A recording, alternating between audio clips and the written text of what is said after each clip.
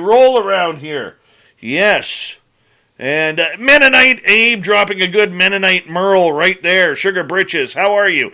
Drew Morris, thanks for coming on in. The gorgeous Kara McIver with a giant Merle from Saskatchewan. Adrian Tobin, how you doing, man? Oh, he's paranormaling. Look at that. Look at that. Oh, Pam McSee with a Merle. Yeah.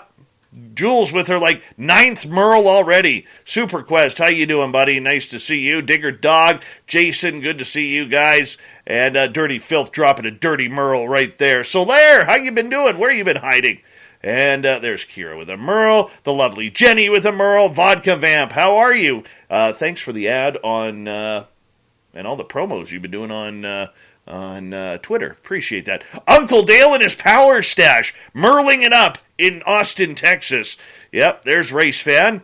And Bigfoot, Michigan Rob, how are you, man? I'm going to run out of time. I'm just way too excited for this. And Mystic Moon Cafe, how are you? Love you guys over there. And you know what? We're going to run out of time. We really are. Ian McFadden, how are you? Phil Minervino with a Merle. Horns up, people. Let's rock.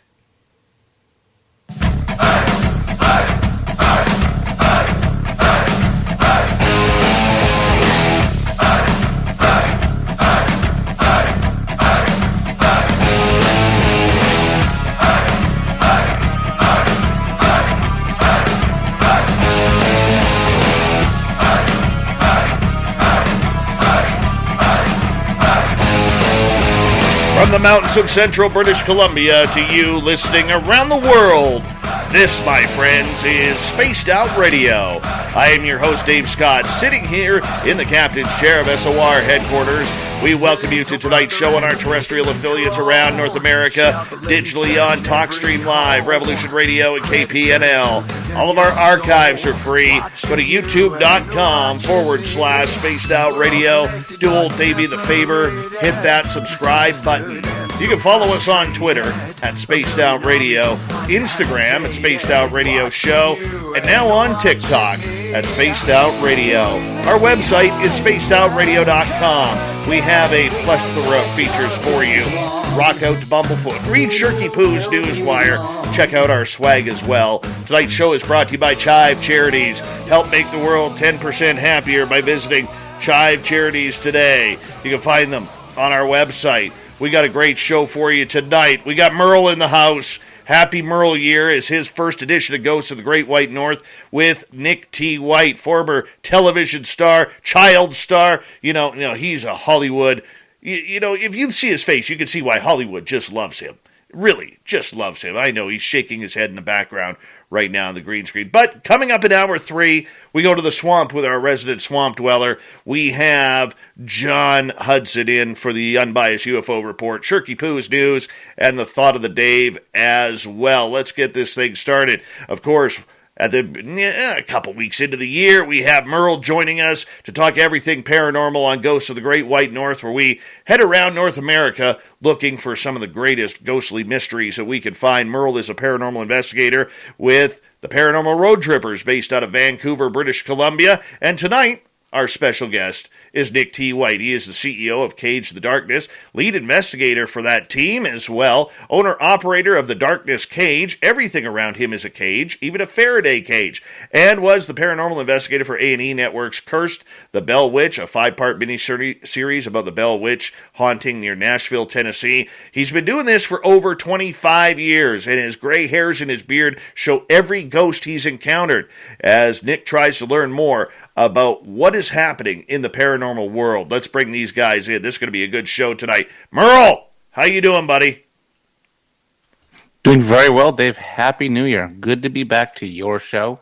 Happy Merle Year to you. Nick. And Nick. Merle. I got to get one in. Merle. I like the Paramerle. Whoever did that's it right there. I got to give me a shirt that says Paramerle. You got Dave that came right. up with Merlicious. Merlicious. That's so glorious.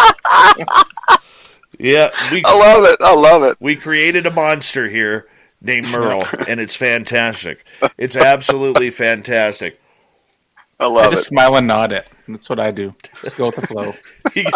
Poor guy gets so Even I embarrassed. need to embrace the Merle. Oh, I love it. That's good stuff, man. Merle? Good stuff. Yeah. We got to give a shout out though to Merle's and my good friend, Little Marky Spender. He hit the half-century mark tonight. Or today, and he's 50 years old, and you know, he walks like he's about 90, looks like he's about 100, his hairline's about 110, you know, and he is just one of the best friends a guy could have. And you know, in life, I will say this, and all due serious, in life people come and go.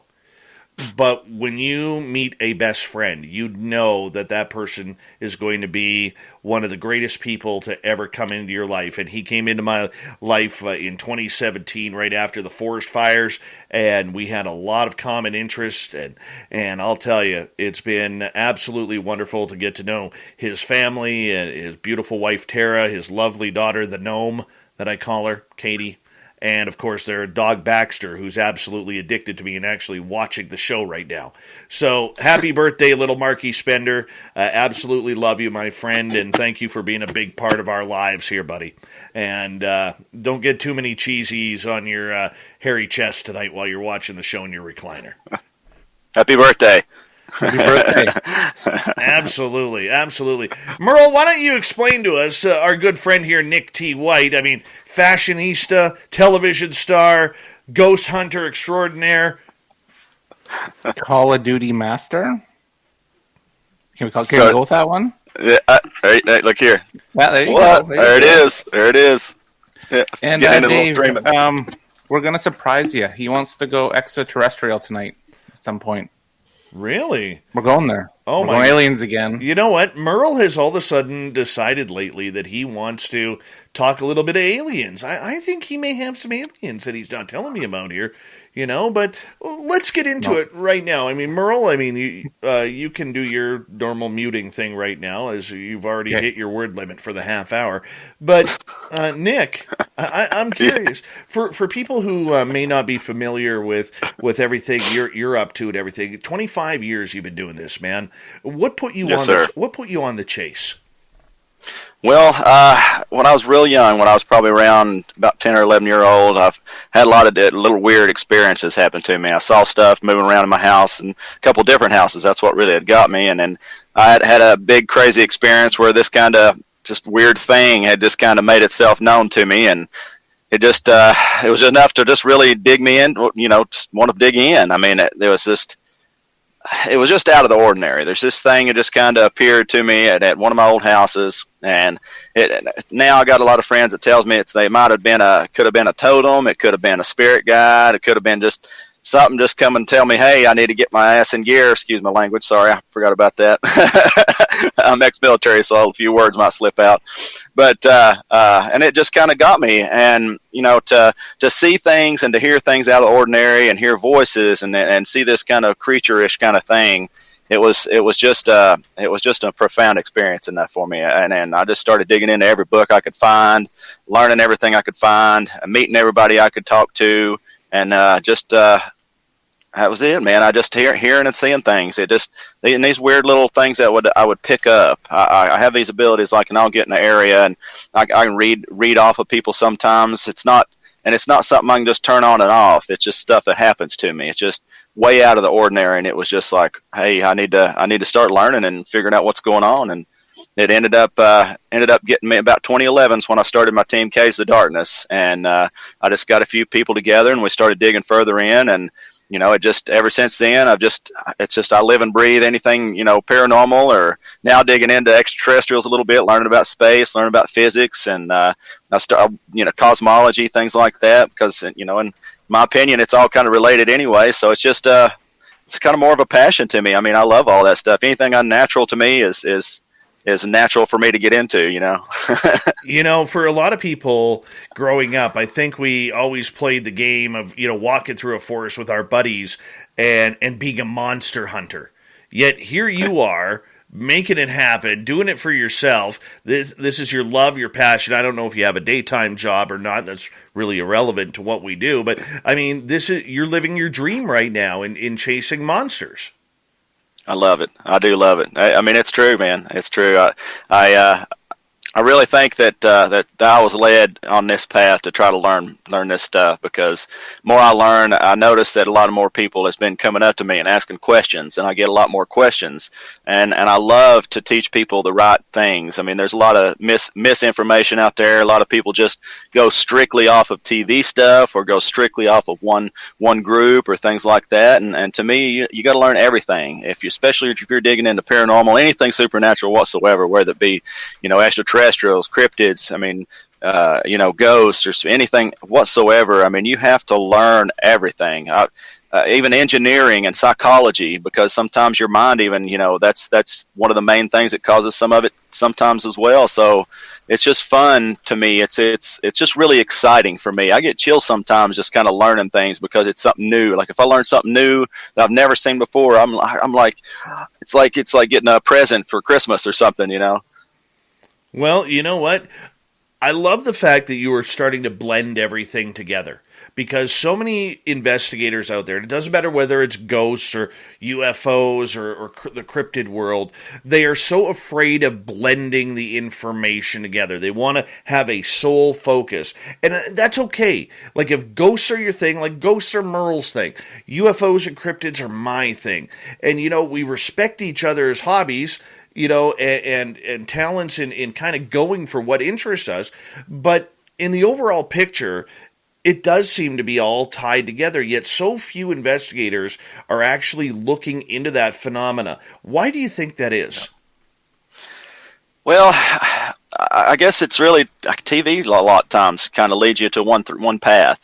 And, there's not so many that's out there doing that, that's really wanting to kind of spread out and to learn all avenues of that kind of stuff. And to me, you're closing doors that you don't need to close. I mean, like I'm saying, I was starting to dig into astrophysics and things like the multiverse theory and stuff that Michio Kaku talks about. I mean, to me, like if you start learning everything that you can, it gives you a better idea or like a muscle reaction, like you would martial arts. I did martial arts for 16 years. Like it's the same difference as that. It's like a muscle reaction. If you get out in the field and you're on one kind of investigation, say one day you're going out for a ghost, and then say maybe the next door neighbor is like, hey, I happen to see this weird looking monster or something that crawled out or something, and then say you pick up a gamma radiation, because it seems even gamma radiation gets picked up, like when UFOs have been sighted, there's gamma radiation around it. Even Bigfoot sightings, you can ask some Bigfoot hunters that there's been gamma radiation where they're at. And even talked about like Bigfoot himself being like interdimensional to move through he's one of those that moves to the multiverse. And the ghost, I mean, you have these Einstein-Rosen bridges open up, wormholes that open up, and then here's ghosts. So I mean, if you put yourself on one road and don't take that separate road to learn different stuff, it just closes you out. It really, in my opinion, and I don't know. There seems like there's a few here and there that's starting to kind of open up to do different things like that. And to me, I love that, man. I mean, the more I can learn and the more I can see and understand is all about what makes me an investigator. Mm-hmm. Do you apply the same investigative technique to each spectrum, from ghost hunting to alien hunting to cryptids?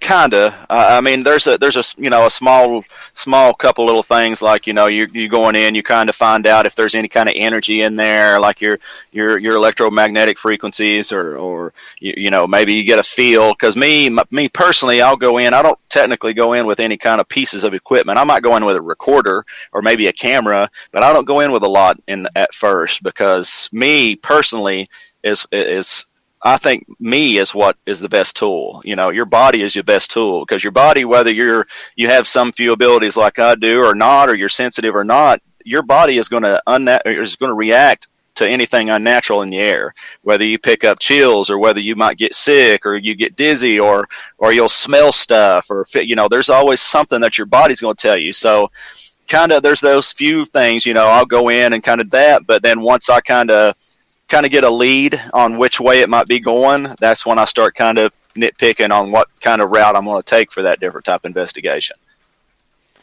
How accurate would you say your senses are? Like, what are you feeling when you're doing this? Sometimes I'll get sick. Usually, like, it'll be like somebody punched me in the stomach. That'll be something more paranormal. The chills, that's just a natural reaction. Everybody kind of gets the chills when you get around ghosts and stuff like that.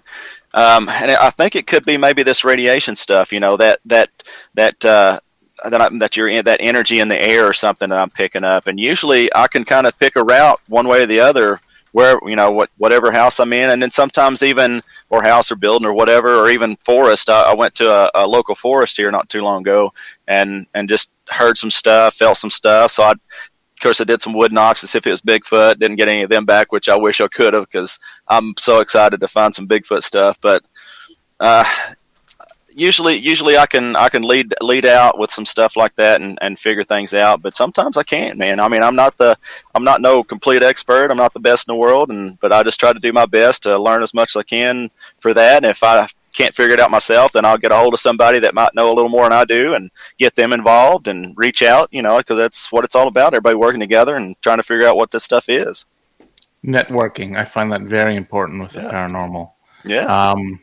How big of an asset do you think that is? And how do you network with other teams? Huge. It's a big thing, man. Because if you don't network, I mean, everybody don't know everything, I mean, there's some people that might say they might, but they don't, because it's paranormal. It's unnormal. It's not normal. So, and nobody knows exactly what's going to happen when you go out. So if you go out and you might not know enough, man, just holler out. I mean, just folks like myself, or I'm guarantee that you, or there's many other ones out there that you can just email them, contact them, be like, hey, I was at this investigation. I didn't understand what this was. I heard this. I felt this. And can you help me? I would like to see if I can figure it out. And most of the time, they'll help you, and sometimes they won't. But it's all about helping each other, man. I mean, that's one of the top three things I've always. Of course, number one's protection, but I mean, then it's networking. You got to have an open mind to talk to people and be friendly with people and cooperate. I mean, it's key. Have you seen the community we're in? Friendly is nothing to do with it. Nothing to do with it. I know it. It kills me, man. I wish everybody would be a little bit more happy and excited, because it's a little rough sometimes seeing folks argue and things over just nothing, and it's a little saddening. And I've seen a lot of my friends actually that's backed out of the paranormal field because of it. But I always tell them, don't let people run you off. Don't let people discourage you, because if you love it and you enjoy it, do it. Don't worry about what anybody else says, and enjoy it yourself, and do it for yourself if you enjoy it. That's, for me, that's what I do. If I wasn't blessed to be on TV or any of this other stuff, I would still be right out there in the field doing the same thing every single time, because it's something I enjoy and love very much. Yeah, I like my Call of Duty, but, paranormal is my thing, man. I'll get out there and go anytime, any place, anywhere, even no matter what. You don't have to video, put it on, nothing like that. I just want to go out and have some fun and bring in my friends and find out some wild stuff. Nick, you appeared on the A&E special about the Bell Witch, and you got your feet dipped in paranormal television for a little bit here. The question that I have, and I'm formulating it here, and I apologize, it's taking me just an extra second here, but the majority of people in ghost hunting are highly critical of paranormal television. Is that rightfully so? I mean, we've had people on, from Dave Schrader to Dustin Pari to a number of different, Brandon Alvis, Mustafa Gadalari, Ross Allison, from some big shows. And, the one thing they have in common is, well, our show wasn't faked, our show wasn't faked, our show wasn't faked, yet. And that's not saying that they aren't telling the truth. But there's a highly critical point about paranormal television here that has turned a lot of people off, especially within its own community. Is that a fair assessment in stating that paranormal television has not done a good job at being congruent with the paranormal community? Well, my answer to that is, as a real investigator, when I watch paranormal TV, I'm looking for these folks, whoever's on TV, to do a full-out real investigation, exactly how I would do it, or similar. And it just seems, the shows just kind of seem the same is all. That's the way I look at it. A lot of them, there's a few out there that kind of branches out and does something different, But I think it's just all about, making someone like myself or Merle, or yourself, real investigators feel like they're a part of that investigation. And sometimes, with it being on TV, people are going to expect, hey, it's something like, like Paranormal Activity or something. They're thinking it's a movie or it's going to be faked and all this other stuff. That's not going to be the case. I mean, yeah, you're on TV, but they expect you to show your emotions and to show exactly how you feel. If you feel sad, cry. If you feel angry, get mad. I mean, they want you to feel and show your feelings and show everything on TV. And I just think that it's sometimes not portrayed that way to real investigators. And I hate that, because there's like Dave, there's a few of them out there that does great shows and does great investigations and real investigations. And it's just a matter of, how those shows come off to some real investigators. And I think that's the case. It just, people just want to feel like they're part of a real investigation. And that's, with people kind of getting excited, like your GAC guys, they get kind of crazy excited and all that stuff. But, I do too. When I get out there and I'm investigating and something friggin' touches me on the shoulder, the recent YouTube video when I went up to Virginia City and I did some filming inside a Washoe Club, this thing grabbed me on the shoulder. I jumped like something pinched me on the butt or something. I mean, it got me, and I show my emotion, and that's what people want to see. They really want to see that real investigation, and I think that's what it is. It's just kind of a little bit of a separation from these investigators watching the TVs to the shows themselves. So if we could these shows can get a little bit more in depth with the real investigators, I think it'll get better. Merle, what are your thoughts on that? I agree. I think a lot of shows get too complex, too muddy with the different tech, different gear, the different phone apps, the different like Ovilus and all that stuff. They're wanting right now evidence. But Nick, you 100% know you'll be on an investigation for 8 hours to not hear boo. Yep, you got that right. And it's boring. You're falling asleep like this, sitting on the floor in the abandoned town. Yep. You're doing the nods, and all of a sudden, half an hour left, you get touched, or you hear even a crack or something falling. Yeah, make it worth it. Be like, yeah, exactly. But like you have these apps or these Ovuluses and stuff like that. Like they say, demon, nest, butt. Oh my God, there's a demon in the nest by the butt. Like that's, and then that's the show. And I find that kind of gives our field a kind of a bad name. And I'm going to get hate for that, but whatever it is, it is what it is. Like you, I'm like, I like this guy. At the beginning of the show, and you're like, bring me in an investigation with a recorder and a camera. I'm like, yes. And you're done. Those are like that's like the trifecta of things I think you need. Yeah, I'm a big fan of the EDI Plus, because it gives you the vibration, the EMF. It's an all-in-one tool, and it's been proven to work. If you, I'll say it's been proven to work because it spits out data, it records your data, and I 100% agree with what you're saying. Love the EDI. I love that thing, man. I used that at Washoe Club. Matter of fact, we sat it out on a chair, and I don't know what was going on in there, but like we would talk, and just ask questions, and every now and then you'd see those little lights coming up, and even from the temperature gauge and all that. I love those ones that does all of it in one. Because if you can just narrow it down just to one piece of equipment, gives you just the basics like the temperature, your energy readings, like your milligauss readings, and like the geophone on it where it'll give you the vibrations. If you just have a few things in that one, even Gary Galka has came out with something new that's got something similar to that. That if you can go in with one piece of equipment instead of cake and a whole big man, my back is horrible in real life. I have a bad back, so I'm not trying to carry like a rucksack like I was in the military and running inside of a house and then me trying to run around inside this. Like, what if there's stairs?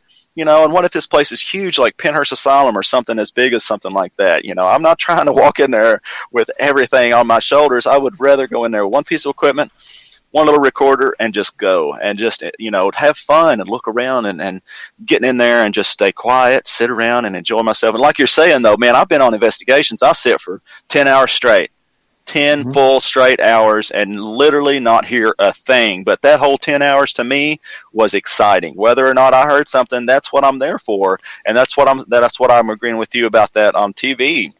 Gentlemen, you don't always have to show. I'm going to get you to hold on right there because we are going to go to break here at the bottom of the hour. Ghost of the Great White North.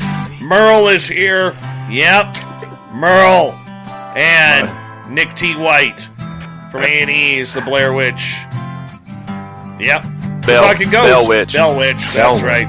I was kind of confused. Bad host. Going into the second half. Higher Spaced Out Radio now. You know, The Blair Witch to this day still scares the shit out of me. Right. I like the second movie. The one where they kind of movied it up a little bit more.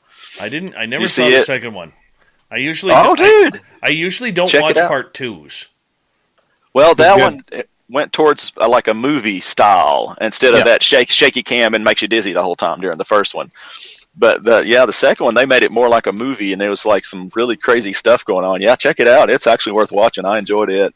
You know what movie? It's one of my favorite horror movies right now. I tell everyone, if you have to watch it or you don't like horror movies. Hell House. Hell House LLC. I don't think I've seen that. Oh, dude, it's I'll have to watch it. Yeah. I'll watch it. I'll remember like that. A 1, 2, and a 3. Number 1 and 2 are good, but 3 is horrible. Right. It's always when they start kind of spreading out to 3, 4, 5, and all those, it gets worse. Although I saw Scream. I won't give any spoilers away. The new Scream movie. And did you? Good. I'll put it in the same class as the first one. I liked it as much as the first one. Oh, well, I like that one cat, the dude, he plays Boimler on the new Star Trek little Lower Decks cartoon thing. He played in The Boys, the guy, skinny guy with the little goatee. He's probably one of the stars. I forgot his name, though. I don't know what his name is in the thing, but I really like that cat, so I'm sure I'll enjoy that movie because he's a funny guy. I was very impressed on the new Scream commercials that my 90s crush Neve Campbell is back. Oh, I loved her. Oh, I she's loved her. She's in this new one? Yeah, I love her. Oh, cool. Oh, yeah. Me too. I liked her in Wild Things. Girl. Oh, yeah. Good Canadian girl right there. Nightmare, how you doing, man? Good to see you. There's little Marky Spender celebrating his 50th birthday. 50. Yeah, from the old age pensioners bingo hall right now, waiting for Clickety Click 66 to be called on the blackout. That's what you do when you get to 50, at least up here. Mm-hmm. What flavor today, Dave? Orange and pineapple. Yeah, it's an odd pineapple. Oh, you lost me at pineapple. The pineapple one's actually pretty good. Nick, what's your links? Put pineapple on your pizza, do you? Oh yeah, I do. Oh yeah. Oh no. Nick, what's your links? Let's see. One would be the @Case of Darkness, and that's the Instagram and Twitter. Then I've got the new Twitch where I'm going to start streaming stuff. That's twitch.tv/Nick White CTD. And then I've got youtube.com Nick T. White. That's my YouTube channel. I think that's. I got a new TikTok. I've started TikTok. What? TikTok, and it's Nick White CTD. I've lost hours of mindless scrolling to that. I'll never get back. I get stuck on the cat videos. I mean, literally, this one's got like 3 cats, and they like holler. And it's like, "Hey, what are you doing?" And it's like does this little scene, and I don't know. Have you seen the one where the humans act like cats fighting? That's a good one. Oh where no! They scream at each other. Yeah, it's good. No, jeez, I can imagine. No. Lord, oh man, yeah. What platform do you play on? PS4. Okay.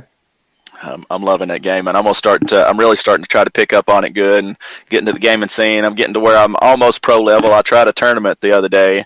Got in a four-man tournament this last Friday and a single tournament last Sunday, and I'm going to be in another one in 2 weeks, I believe. It's for Major League Gaming.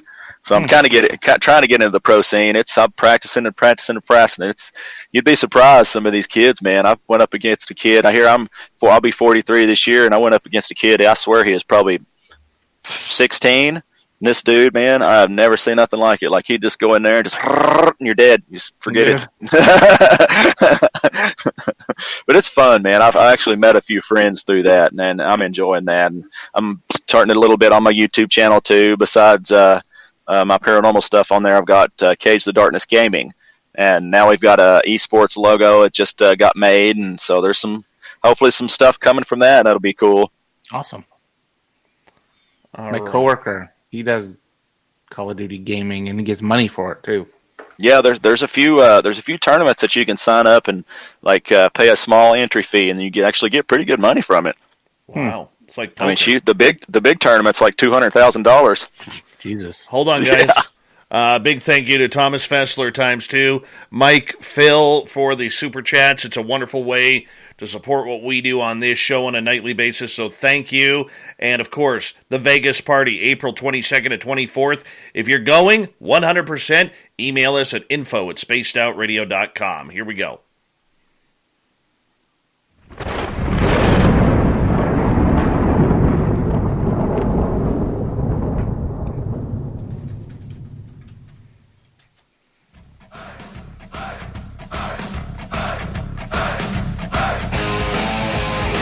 Second half hour of Spaced Out Radio is now underway. My name is Dave Scott. Thank you so much for taking the time to join us. Really do appreciate earning your listening ears. Want to remind you that if you miss portions of this show or others, check out our free archives by going to youtube.com/Spaced Out Radio. Do me the favor, hit that subscribe button. Our website is spacedoutradio.com. We have a plethora of features for you. Rock out to Bumblefoot, read up on Shirky Poo's Newswire, check out our swag as well. Follow us on Twitter at Spaced Out Radio, Instagram at Spaced Out Radio Show, and now on TikTok at Spaced Out Radio. It is Ghosts of the Great White North. The Merlicious Merle is here from the Paranormal Road Trippers, and our special guest tonight, Nick T. White. Yeah, we're talking ghost hunting all night long. Gentlemen, welcome back. Thank you, buddy.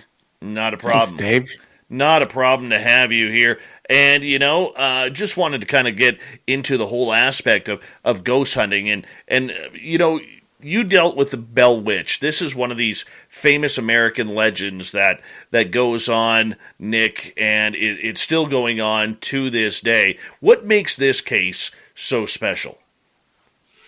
Well, this is one of the biggest hauntings in the United States. Even Andrew Jackson himself had went down with a group and had checked this out and had verified that there was paranormal evidence down there.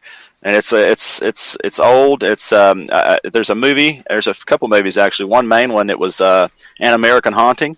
Had Sissy Spacek, Kiefer Sutherland's dad. What's his name? Donald. Donald Sutherland had them in it, and man, there's just a lot about it because they talk about Kate Batts being a witch, and this was one of those first documented little witch haunting kind of things going on too. And to me, though, I mean, after going down there and kind of up there or over there, because I'm at the east side of Tennessee and it's above Nashville. It's more Native American related. There's a lot of stuff going on there. There's a burial mound right above the Bell Witch Cave itself, was where the mounds people, this was before the Chickasaw, Choctaw, Cherokee, and there's another tribe before they split up. They were called the mounds people. And there's a whole burial mound right above the Bell Witch Cave. And there had been some bones and stuff stolen out of there. What was his name? Drury Bell, which was one of the younger sons of I started to say Donner Sutherland, one of the younger sons of Donner Sutherland, but one of the sons had actually went and stole some stuff, and it had caused like a demonic situation, supposed demonic situation, but it was just an evil spirit. I think it was more of that sentinel. There was a sentinel inside that Bell Witch Cave that we actually had come across ourselves when we were on the show, and actually had to get pulled off of me. So I don't think it was too good myself. But after we got out of there, and we had what's his name, Willie Windwalker, went down there and helped us out a little bit. It seemed like everything kind of calmed down a little bit after that, but there's a lot to it, man. I mean, there was wormholes and stuff like that we were picking up. They had stories of people seeing like an apparition that would walk into this invisible wall. Like, say, here's a wall, and there was something like just walking past and just disappearing, like they were walking into stuff. His voices. I mean, we heard when we. I don't want to spoil stuff if you hadn't seen the show, but at one point you'll see me, and we're sitting inside the cave, and I kind of look back towards the back of the cave. They didn't show this on the show, which is kind of crazy, but there was a crazy scream, like a woman screaming in the far back end, and it literally was just like you would think, like a ah! And just there's just so much stuff going on there that I really would love to go back. I haven't been back to go down there yet again since the show, but man, I would love to go back and check some of that out. Let's do it. You and me. Let's do it. Yep. Shoot, let's do it. Come on down, man. Maybe I can come up here to Canada and you can show me around too. Good trade. Done. Yeah, I've been wanting to go. I've been really wanting to go. Yeah. Doors open. What happened to you? What happened to you, though, when you said you had something pulled off of you? Yeah. And, like, what were the emotions you experienced with that? Like, well, my issue was I got too blame excited to be on TV and I forgot to protect myself, and that was the main issue, because I always tell people that's the first thing I ever teach anybody or say to anybody that's not been into paranormal for long is you've got to protect yourself, whether you're religious, whether you're spiritual, whether you find crystals or stones or whatever. Just you got to protect yourself. And I didn't, because I was too blame excited to be on TV. So when I went in there, me and John kind of got back towards the flowstone. And if anybody's been to the Bell Witch Cave, they know what it's talking about. But I think it shows on the show. I'm not sure. But as you go back, there's a cavern in the first area where that stone grave is, where I think there was a little girl had been buried there. And then there's a little small walkway that goes on back to another opening. And then there's this flowstone. And back through there, me and Chad was kind of standing up against a wall. We both got grabbed on the shoulder. That didn't even get shown on the show, which was kind of crazy, because literally at the same time, me and him both got grabbed, jumped away from it. After that, I started getting sick, and they talked about John getting sick, and he did. He got a little sick himself.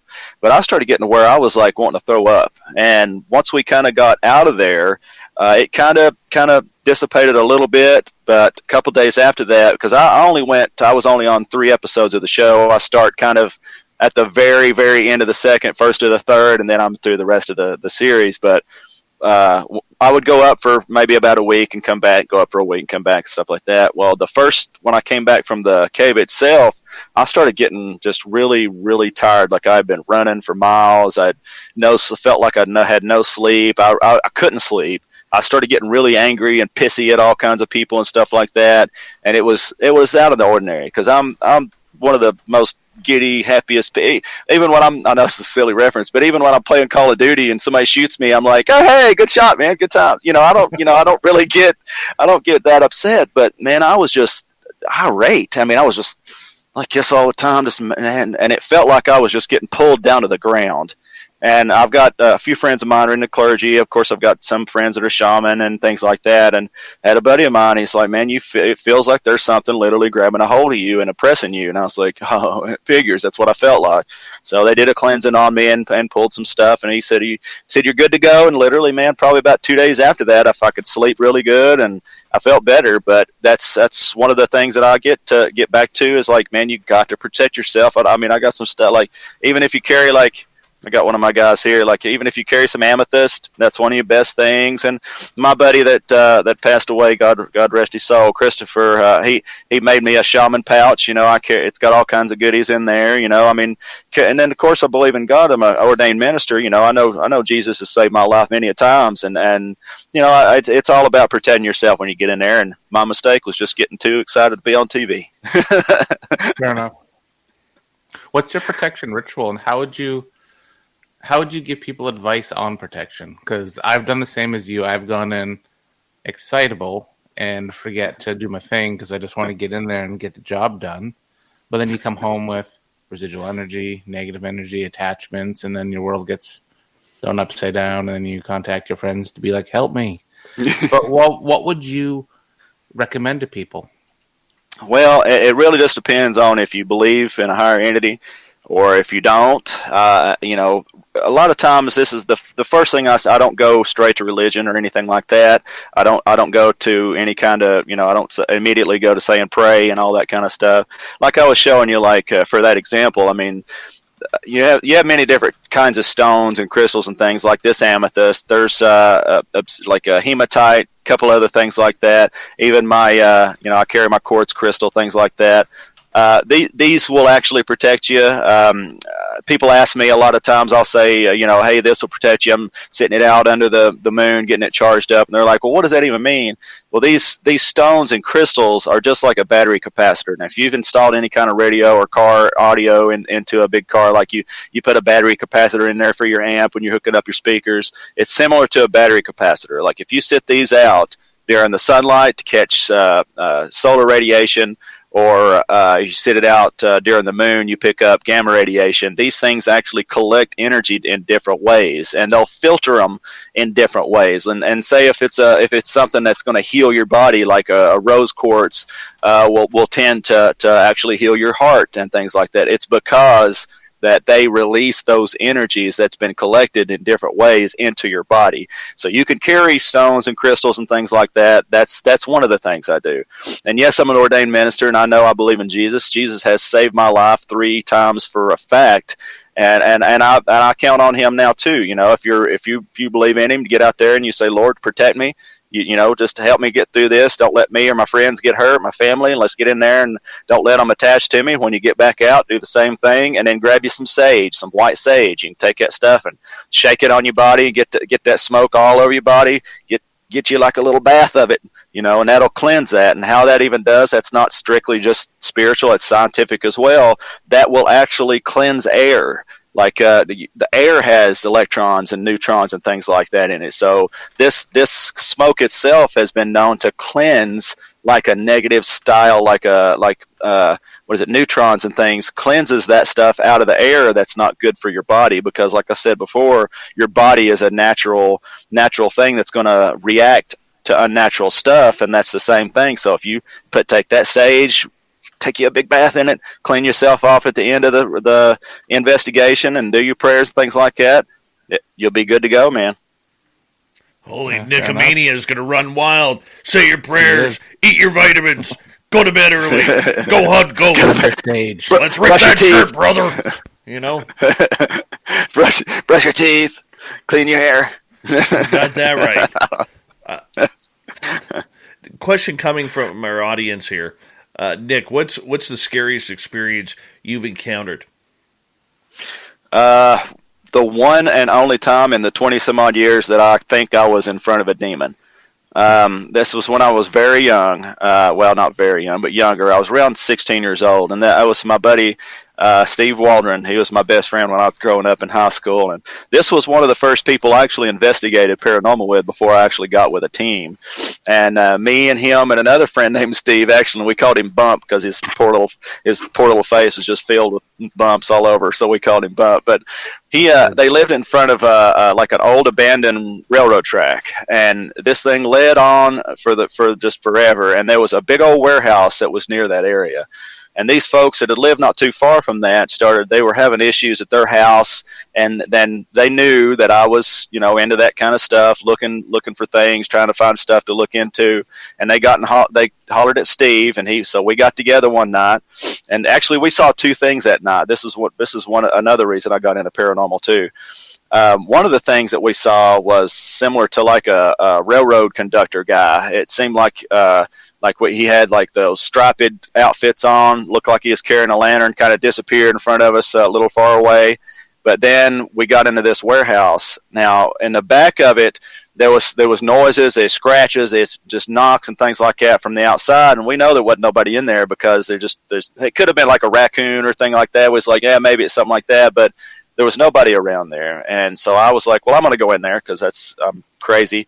So I was like, all right, I'm going to go in there. You guys hang out here. So I get back into this area. There's like a little office kind of thing. Like you just you'd think it's just a little office thing.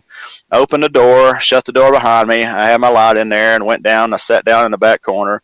I probably sat there about 30 minutes. And at some point, I started hearing scratching on the outside of the door, and we had our little walkie-talkie back in. It's little teeny, little funny little walkie-talkies.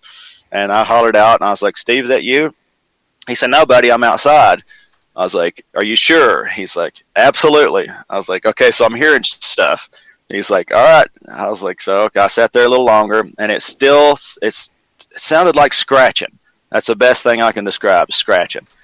And the door opens, like literally right in front of me. I'm in pitch black. Nothing. I mean, there's nothing that could have done that whatsoever, and I'm still trying to figure that stuff out. But it sounded kind of menacing, this kind of sound. It was kind of like a kind of thing, like a grunt, kind of whatever. Got scratches, got a little closer, and I remember this to this day, how that felt. It was, I mean, even right now, it kind of sits me back a little bit thinking about this. You know what a horse sounds like when it gets this kind of thing?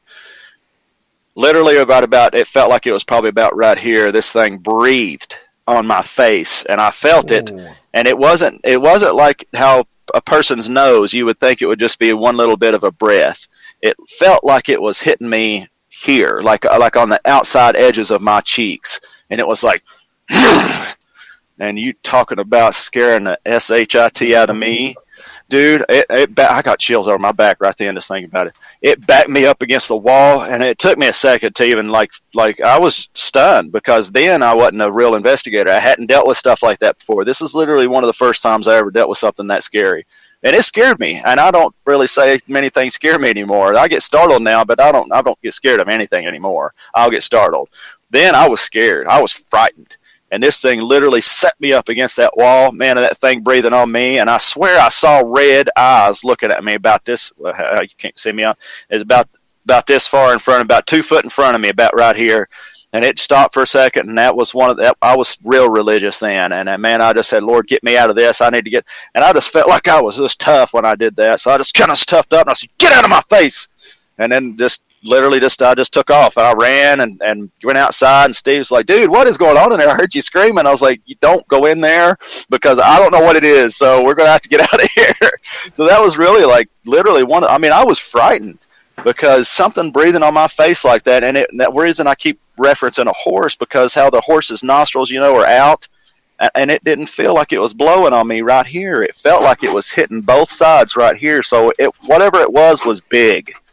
That's the only thing I could think. And it literally just, and that, man, I got chills again thinking about it, but it just backed me up against the wall. And that's got to be the scariest. And that now the most profound experience literally was when I went to that cave, when I went to Bellwitch Cave. That was one of the coolest places that I'd been, because there was so much going on in there. Because we were just running around all over the place and hearing stuff and checking thing out over here, and the next thing we'd hear something over here, and then we had a rock thrown at us at one point in the far back and all kinds of stuff. So that was the most profound. And then that warehouse, man, it was the scariest. It was crazy. Damn. Did you ever go back to the cave? No, not the cave, the warehouse. Down the warehouse? No. Yep. Nope. No? Nope. Nope. Knowing the skills you have now from then. I would now. Yeah? Yeah, I would now, because I know how to deal with that stuff now. I've seen and heard a lot of stuff. It'd make normal people pee on themselves. That's literally. I've heard things. I've been pushed, I've been punched, I've been kicked, I felt like, in behind my back. Breathed on like that, heard voices, seen shadows, seen walkers. I've all kinds of stuff. I would love it. Tell us a walker story. Well, that's kind of like them what I call walkers. Where they walk back on their legs and they're down on the ground, crawler, like a crawler walker, like kind of stuff. That was at Penhurst Asylum. I went there. It's nuts, dude. It was crazy, bro. There's a lot of people that's seen that, actually. Have you got to learn any about Penhurst at all? Penhurst Asylum in Pennsylvania? It's pretty wild, man, some of the stuff that went on there. But there was I guess I should say crawler, but I say walker because it looked like it was walking. But me and one of my ex-teammates had went there, and we was doing an event there. And we were running around just kind of checking stuff out. It was right after everybody was cleaning up. This was when the event was over. Everybody's cleaning all their desks out, moving things out. And we was like, well, we're going to run back through. It was the Mayflower building was the name of it. And we went on back through there, checked some stuff out, and it was dark in the back area where we were looking. It's towards like a bathroom area is where that stuff was at. And next thing you know, you see this thing coming out from, I'm pointing like you can see me, like it was coming directly from us, and then it cut out, walked toward us, and cut through another little door. And me and him started taking after it, and I took my camera, looked around, everything like that, but it just disappeared. But Penhurst is pretty crazy, man. I mean, I love being there. There's a lot of stuff going on there. Been in those different areas because there's so many different buildings that you can check out. I love that place. That place is definitely on my bucket list. I want to do that one over because everyone wants to do like Waverly Hills. I'm more of a Penhurst guy. That's what I want to try. There's a lot of stories about Waverly. That one, it's like a big thing, and it's got these little. It's like a big shadow thing, and I've seen photos of it, and it's got like these little tendril-y looking things with bright eyes and stuff, and it's just the weirdest thing ever. I haven't got to go to Waverly, but I'd like to. Even the Supernatural show went to Waverly Hills. Did you know that? Old Sam and Dean has been. And that was from here where I am. Like that whole show. Well, I guess not there. Yeah. Yeah, no doubt. Oh man, it's cool. I like that show. Even that show gets people into ghost hunting. Call themselves hunters. I've talked to a few people where they say that show was kind of their turning point to get into ghosts. There's a lot that's real in there. Eric Kripke, the guy that did the production of that, had even mentioned where like a lot of like the seals and the demon traps and a lot of that stuff that came from what's his name, King Solomon. Mm-hmm. See, there's a lot of stuff. If you're watching, if you want to learn about some of those seals and real deal like demon traps, those are real things. If you look up King Solomon, where he used to summon the demons to talk to them, and they would use those seals on the floor to like trap them to where he would. That's how he learned so much and learned all that crazy. I mean, it's something else learned about King Solomon and all that kind of stuff. Talking to demons and stuff. It's wild. Yeah. Now you said you're in the military, and I like to ask veterans this: did you ever have any experience while in the military? No. When most of the stuff I was in, I just trained and more trained. I was armament and missile systems mechanic on Cobra helicopters, and I joined in the delayed entry program when I was in high school. I went to Smyrna, right outside of Smyrna, near the National Guard base. I was doing that till I got out of high school, and then went to Fort Jackson, Relaxing Jackson, South Carolina, and then went to Fort Eustis, Virginia for my AIT, and then just kind of trained. I was kind of got in right after the Desert Storm and Desert Shield stuff, and got out right before the Iraq stuff. So I was a little disappointed I didn't get to go overseas and do some stuff like that. But I mean, I enjoyed every bit of it. I really think everybody should at least go in 1 or 2 years of military, man. If I wouldn't have gone to the military, I'd been dead or in jail, one of the two. I was crazy as crap when I was young. Well, we thank you for your service anyways, and it takes a strong person to be able to serve one's country. It really does. I want to ask you, just to kind of build off of what Merle was saying, quick shout out to Ross Allison, who is tuning on in tonight, one of our favorite paranormal investigators Ross in the world here, and thank you, Ross, for tuning on in.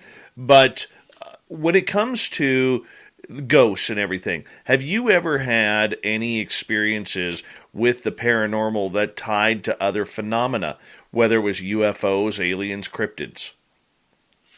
Well, yeah, actually, this was in Pennsylvania.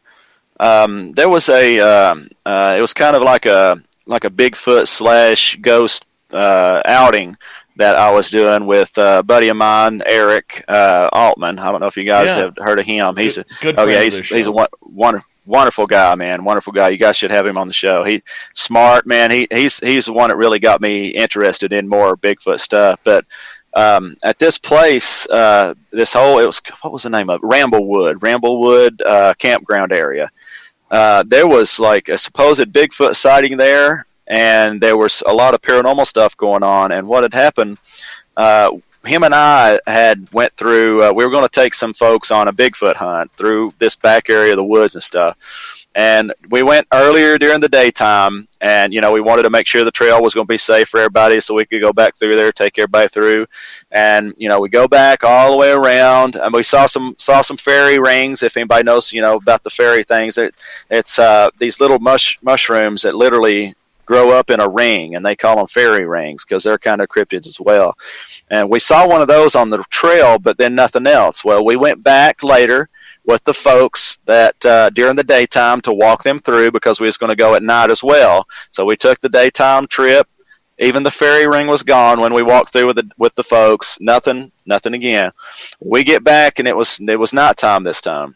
So we start going through. About a quarter way through, something catches my eye over here to the right, and I've got photos of this. I believe they're on my Caves of Darkness Paranormal Investigations Facebook side. I've got some photos there. I looked up, and there's this big X, and it literally was 2 big old trees that had been ripped out and twisted off of their base and put into an X, and it was the craziest thing that I have ever seen, dude, for real. And Nick we went around. Nick T. White, I'm going to get you to hold on right there. We're going to skip out for break. Oh, yeah. Continue this story. Ghosts and Cryptids next on Spaced Out Radio. Your intro game is on point, bro. I loved your intro.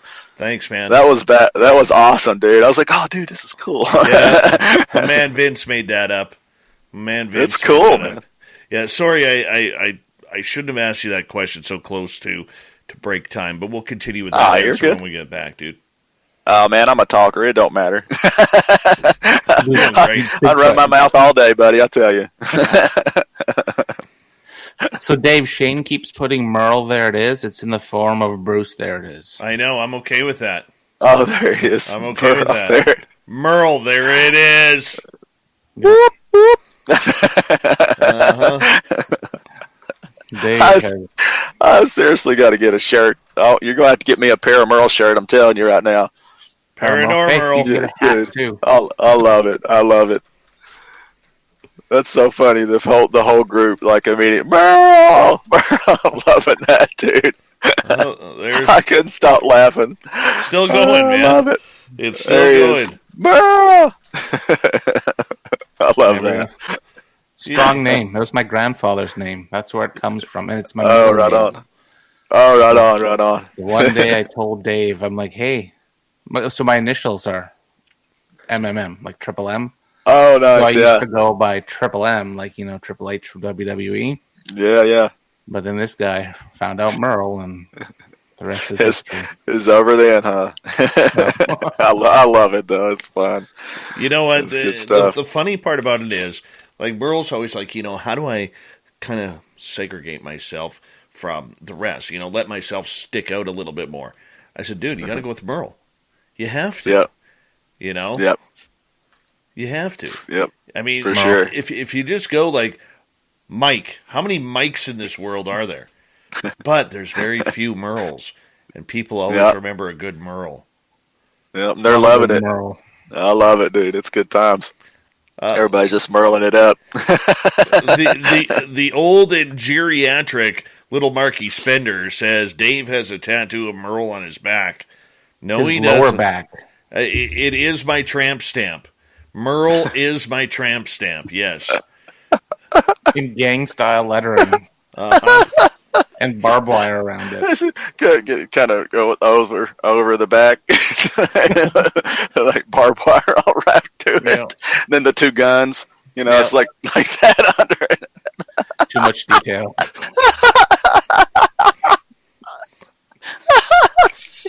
So good. Well, I love it. Our buddy Mark, he's so old today that he lost more hair. Now he has to comb his ass hair upward in order to cover his toupee. It probably hits it. Oh, no. I've heard. Oh, yeah. Ass hair upward. That's right.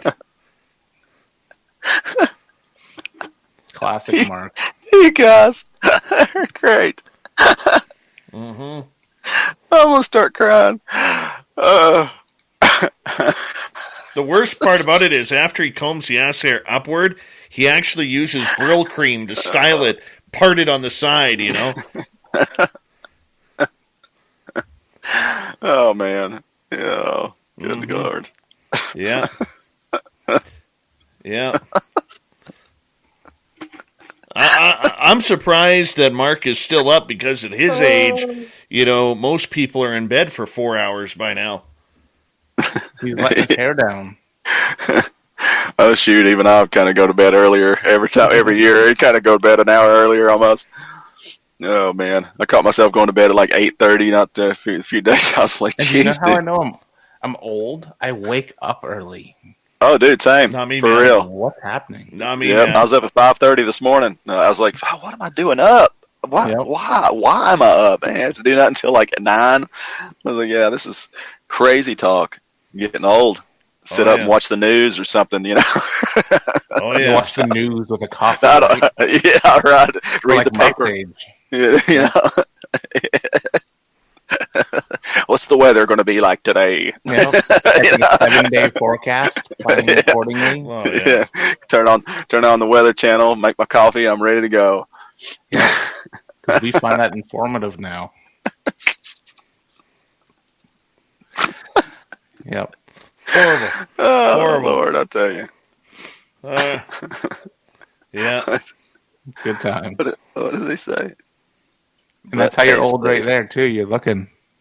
Yeah. Oh, dude, yeah. Oh, yeah. I gotta squint. I gotta squint. Mark says I gotta go. Wheel of Fortune is coming on. Well, and Jeopardy. You can't forget Jeopardy. I don't know if he'd be a Jeopardy guy. Oh no. Yeah. More of a Wheel of Fortune guy. Love Wheel of Fortune. He loves his Dancing with the Stars too. You know. Oh no. Oh no. In Yellowstone. Oh yeah. Should start watching Matlock. Oh yeah. I love that show. Do you know which one I still watch? Because it's on like Nostalgia Network here. In the Heat Perry of the Mason. Night. Oh right, I actually used to watch that show with my dad. I liked that show. Tubbs, and Yeah. somebody I can't remember their names, but yeah, I remember that show. It was good. We got 30 seconds here, guys. Mark's so old today. He remembers when the Golden Girls were still in their teenage years. That's right. That's right. I used to love the older one. Oh yeah. She is my favorite. Here we go, guys. Big thank you to Thomas Fessler ×3, Mike and Phil. The Super Chat is a wonderful way to support what we do. We got our swag, like my beautiful Merle shirt here at spacedoutradio.com. Make sure you check it on out and get yours. Here comes hour number 2, everyone. You're listening to Spaced Out Radio with Dave Scott. Follow Dave on Twitter at Spaced Out Radio and on Facebook, Spaced Out Radio Show. Here we go with hour number 2 of Spaced Out Radio tonight. My name is Dave Scott. Thank you so much for taking the time to join us. We really do appreciate earning your listening ears wherever you are on this beautiful planet we call Earth. Hello to everyone listening in on our terrestrial affiliates around North America, digitally on TalkStream Live, Revolution Radio, and KPNL. All of our archives are free. Go to youtube.com/Spaced Out Radio. Just do old Davey the favor. Hit that subscribe button. The Desert Clam has set the password for tonight in the SOR Space Travelers Club. A backdoor. A backdoor is your password.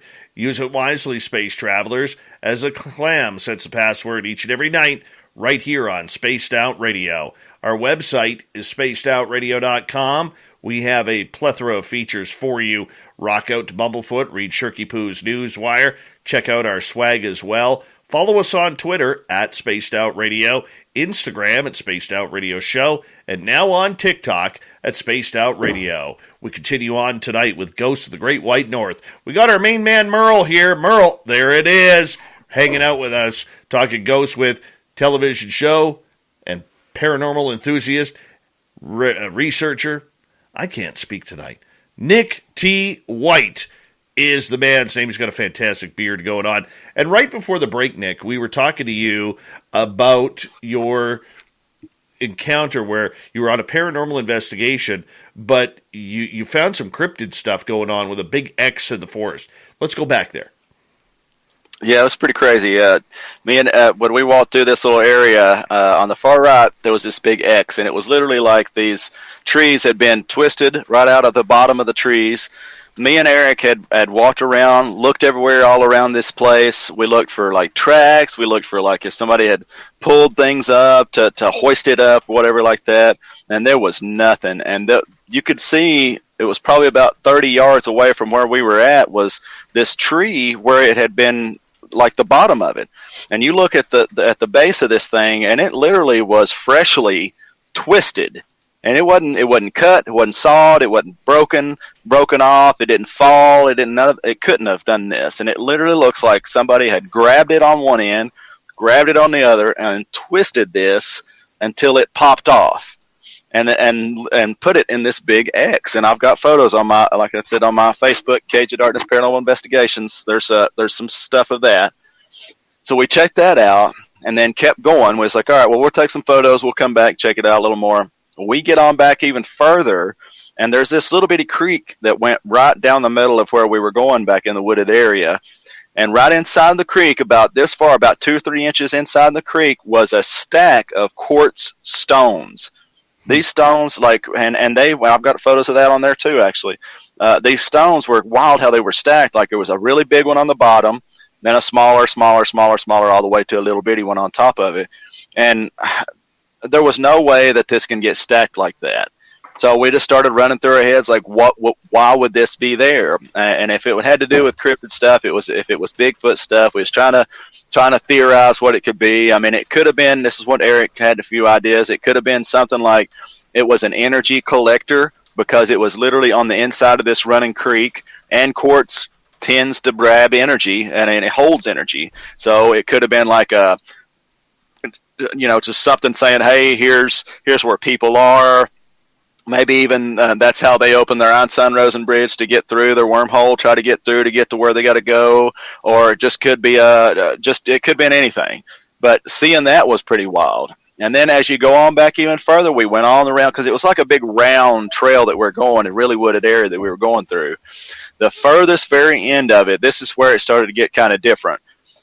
We saw like a nest. They call it a nest. If you follow Bigfoot stuff at all, they you know that how they build their own little it's like a nest. It's where they hollow out a little spot, put a bunch of stuff like a lean-to, like you would in the military, like a lean-to with a bunch of stuff, and it looks like a nest. I mean, it literally like a bunch of little branches, all this kind of stuff, where it looks like it would lay down into it.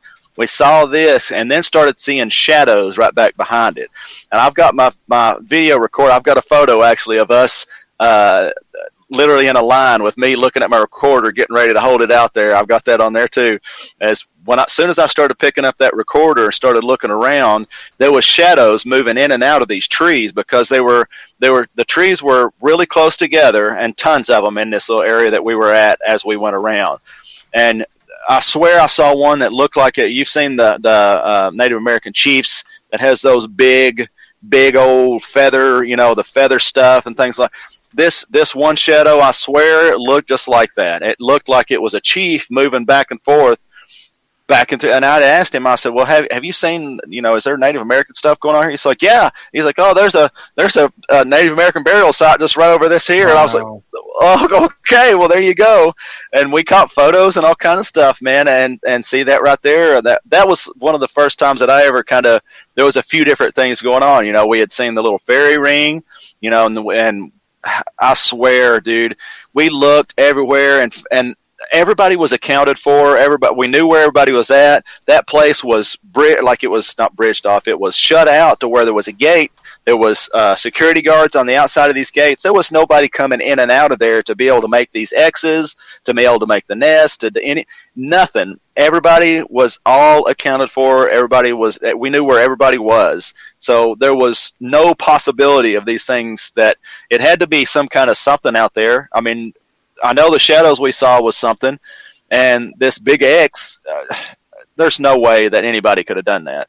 I mean, even a person, even The Rock, as big and monstrous as that dude is, I don't think he could even have done that. I mean, it literally looked like both of those trees had been ripped off of the bottom of it, and that there was probably it was probably 3 foot up was where it was ripped off, and it was just twisted right off, and these two big old X's. I mean, it's just straight up X.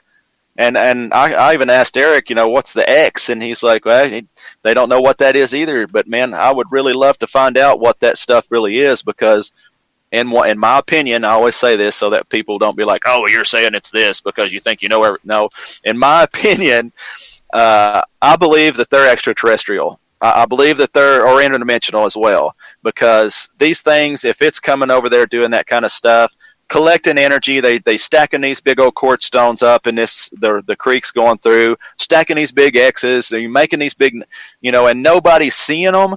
I really think that that's why that we're not seeing them, is because they're interdimensional. They're opening up their own doorways, walking back and forth to whatever dimension or realm they're from, and coming in and out. And I think that's why nobody's technically seen them, or really caught them like crazy good evidence yet of them. But I think there's going to be one day. I've seen a few things out there here recently, though, that people are starting to catch these things a little bit better. And I believe it may just because, we've got better phones that has better cameras, because, even like you see a UFO, most of the time, people will take their camera and take a video of a UFO, and it looks like they're trying to record with a potato, or their toaster. You don't record with your toaster because it's always blurry and all this kind of stuff. But nowadays we've got these Galaxy phones and got this HD and 4K and all this stuff. And I really think that within this next year or two, I think that we're going to start seeing better evidence and better things, because everybody has a phone now.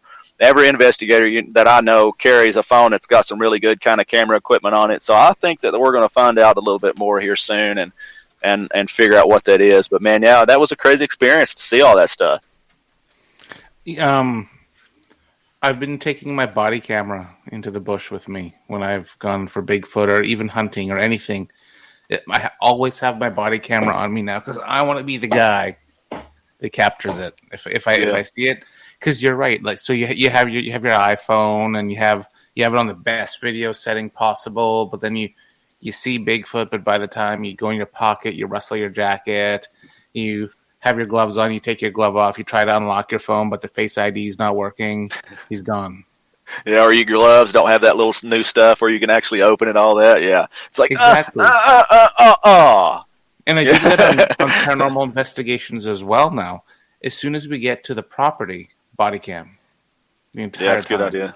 Yeah, I got a Hero 4, I think Hero 4 or Hero 5 GoPro that I do that. I've got a camera now that I turn that thing on and just lock it in. I've got a little chest thing, and I just lock it in, just go and let that thing record the whole time. I mean, even if I don't catch anything, cool. But if I do, I'm going to have a camera ready to rock. It's going to get catching it as soon as it gets it. Yeah. And Dave, the broken trees like that, that's kind of a territorial thing, right? Well, it's supposed to be both territorial. We're not sure, to be absolutely blunt. We're just not sure. I mean, could it be territorial? Could it be for directions where, that's how they communicate, to give each other, signs, much like sign language, or in the UFO world, we look at crop circles. Like, it could be the same. I mean, bedding areas with little like lean-to type teepees that are made in the middle of nowhere. I'm still not convinced of that, but I mean, sometimes you just see some weird things in the forest, and that's the truth. And what a lot of people forget about this, never mind just cryptids, but there's a lot of ghosts in the forest. There really are. Yeah. And this is, I think, a very underrated place to investigate. We always want to do a prison or an old tavern or a cemetery or a haunted church or hospital that's run down or whatever. Yet you can go right in your backyard and realize that all over the forests of North America, people were exploring. Whether it's a true explorer from 200, 300, 400 years ago, or whether it was a hunter back in the day looking for a deer that it took down to feed his family that night. I mean, there is literally ghosts everywhere. And I don't think we do enough of that back road type of investigation out there where, like Nick, your experience where you could see something combined. Yeah. I think everywhere, anywhere on this earth, I think has got some kind of spiritual something happening. I mean, that it came from Pangea before everything had even broke apart millions of years ago. I mean, everything was one continent at one point. I mean, and then what kind of humans at that time, or humanoids or whatever, even back that area? There's people or things that has died and has been on. There's literally everywhere across the whole world now because it's broke up, and now it's across the world. So literally anywhere you go, I think if you got the right kind of equipment to pick up the stuff, you're liable to find something. Question coming from Vanner Smith. Do you think that Native Americans had a contract with Sasquatch to guard their graves? You know, there's lore that he was actually like a watcher or a protector. I mean, that's one of the theories of him. Is I think even the Cherokee had mentioned stuff like that, where like he was their protector and watched over them when they passed on and carried them on to the next realm, stuff like that. So yeah, absolutely. I mean, there's no tell. They talk about the star people, things like that. So what if he's literally like an extraterrestrial, not just technically interdimensional? You know, what if he's part of those star people that came and made these pacts with or the early Native Americans or the early, you know, whatever kind of people were here at that time, and maybe it was Atlanteans and all this other stuff, you know, they talk about. So maybe they had got into this, you know, conversation, and it's like, hey, you know, we'll do this, and just help us out. I believe it. Yeah, absolutely. You know, there actually is a travel guide for the most haunted forests in the world. Oh, wicked. California's Elfin Forest. I'll quickly read these off. Highgate Cemetery Forest in London. The Hoia Baciu Forest in Romania. Now, this one here, if you've ever seen any television shows on it, it literally has this giant circle that nothing grows in it. And I've seen that before. Well, not that forest, but I've seen that like that before. Yeah, like there'll be one little small area, and sometimes it's around a grave. Actually, we on our show that we went on Cursed, when we went through that Bell Forest right outside to where John Bell was buried. There's a place once you get into the little forest area, all the way up to about, let's see, I'm almost 6'3", so right about probably about 9 foot, 10 foot up. Everything from the ground up is dead, and then from that 10 foot up is foliage and stuff like that. So literally, I've seen that firsthand. Even like the suicide forest, I'm sure it's on there in Japan. Well, that place is crazy. Let's take a look. Here's a Hoia Baciu forest. I just got to read this. From the moment a military technician captured a photograph of a UFO hovering over this forest in 1968, Hoia Baciu has gained paranormal notoriety around the world. The area has become known as the Bermuda Triangle of Transylvania, as some believe it to be a portal that causes visitors to disappear. Other people who have passed through the forest without being zapped into another realm, that is, report rashes, nausea, and the feelings of anxiety. The curved trees in some parts of the area further lend to the off-putting aura of the forest. There's the Black Forest in Germany, where a headless horseman rides around. The Island of Dolls in Mexico, which is creepy as anything. Pine Barrens in New Jersey. Witchwood Forest in England. Yosemite National Park with the missing people, obviously. And the Okigahara Forest in Japan. That's Suicide Forest. It's crazy. That's crazy, that story about that place. Yeah. Nuts. People just go to that place just to kill themselves. That's nuts. That's crazy. Since 2010, over 300 people have attempted suicide in that forest. 54 of them were successful. That's nuts. I've seen one guy that was a guide found on YouTube that had went to there and had come across like a line. Like some people will go in there and they'll take a string just so that way when after they had taken their life, that whoever comes in can find their body. And he followed a string all the way through, and then lo and behold, after he gets to the very end of the string, there's a body and where they had hung themselves. That's terrible. It was crazy, dude. Yeah, it's awful. We got about 6 minutes left here before we got to go to break at the bottom of the hour. Nicole's question is, I had an overpowering sense of evil in a forest once. Was that a ghost or a cryptid? See, it's hard to either or. Yeah. Yeah, same. Yeah, it's hard to tell anymore. I'd like to know where the forest is and what it was close to kind of to guess on that, because I've experienced silent forest before, like when I'm hunting. You know what? Throw me in any haunted house with scary, aggressive ghosts. I can deal with it. Put me in a silent forest in the middle of nowhere, armed, and I'm scared shitless. I love it. I love it. I love to get out. I love getting out in the forest like that. That's my favorite place. Get all jungled in, dig in. Oh, I'm ready for that. That's my favorite stuff. You ever see that show Fear? It was on MTV years ago, where they'd go through and send people out and like stuff like that. Oh, I'd have loved to have done that. I'd have loved that. That'd have been so fun. I will tell you this: it is very creepy when a forest goes quiet around you. Mark, him and I, he never believed in Sasquatch until I showed him a print. And I put a gifting site in this one area, and we went there one day, and the forest went silent on us. And it was the most eerie feeling. Now, we were armed, and all of a sudden, probably 70 yards to our left, we hear 3 real heavy footsteps. Okay, so when you hear a heavy foot hitting the ground, like on dirt, it's an eerie sound. That puckered your butthole quick, didn't it? Well, I mean, in our area, as Merle knows, there's a lot of animals that would like to kill you here. Yeah. Okay? And they're all big. And then, you know, when you're... People who don't investigate won't really understand this. But when you're out somewhere, whether you're on a ghost hunt or you're looking up at the stars for UFOs or something, your eyes just keep, no matter what, they go to this area. Your eyes are telling you, there is something over here. I just can't see it.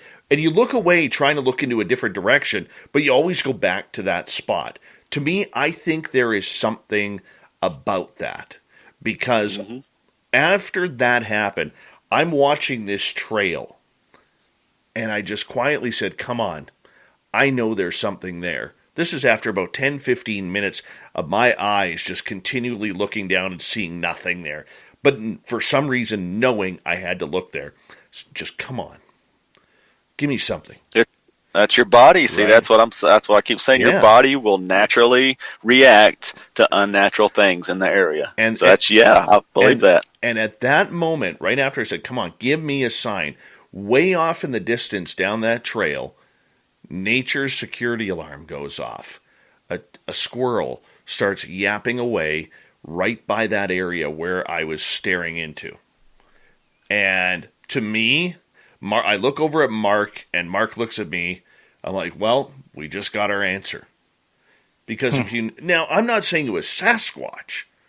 Not saying that whatsoever. I don't know.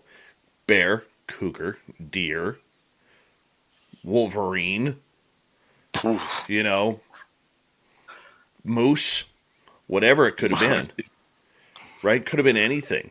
But the fact that my eyes just kept down, and over there we're having heavy footsteps, you never know. You just got to follow that instinct. It's crazy. Do you have like the Yeti more up there where you're at? Have you heard any of that? It's all Sasquatch throughout Canada. Now north of us. Oh, Dave, your audio. Yeah, now north of us, there are Sasquatch that are said to be in the 10 to 15 foot tall range, from northern British Columbia into the Yukon and into Alaska, 10 to 15 feet tall. Around our area, it's usually 7 to 10 feet. That's wild. They talk about like the taller ones are the males and the shorter ones are the female. Is that right? Yeah, something like that. It's pretty wild, man. I'd love to check that stuff out. I definitely have to come up there. If I come up there, we'll check that out, and then I'll bring y'all down here. We'll check out the Bell Witch Cave. How's that sound? I'm in. Good trade. Yeah, dude. I just got to find a new Sasquatch area where I am. Got to find a new Sasquatch because the forest fires last year kicked the tails out of my area. Right, man. I hate to hear that. We dealt with some fires here in Gatlinburg, Tennessee. It took a lot, but took a good. I think it was about 6,000 houses it took out, and people they're still trying to look for people that disappeared in that. I hate they had to deal with that.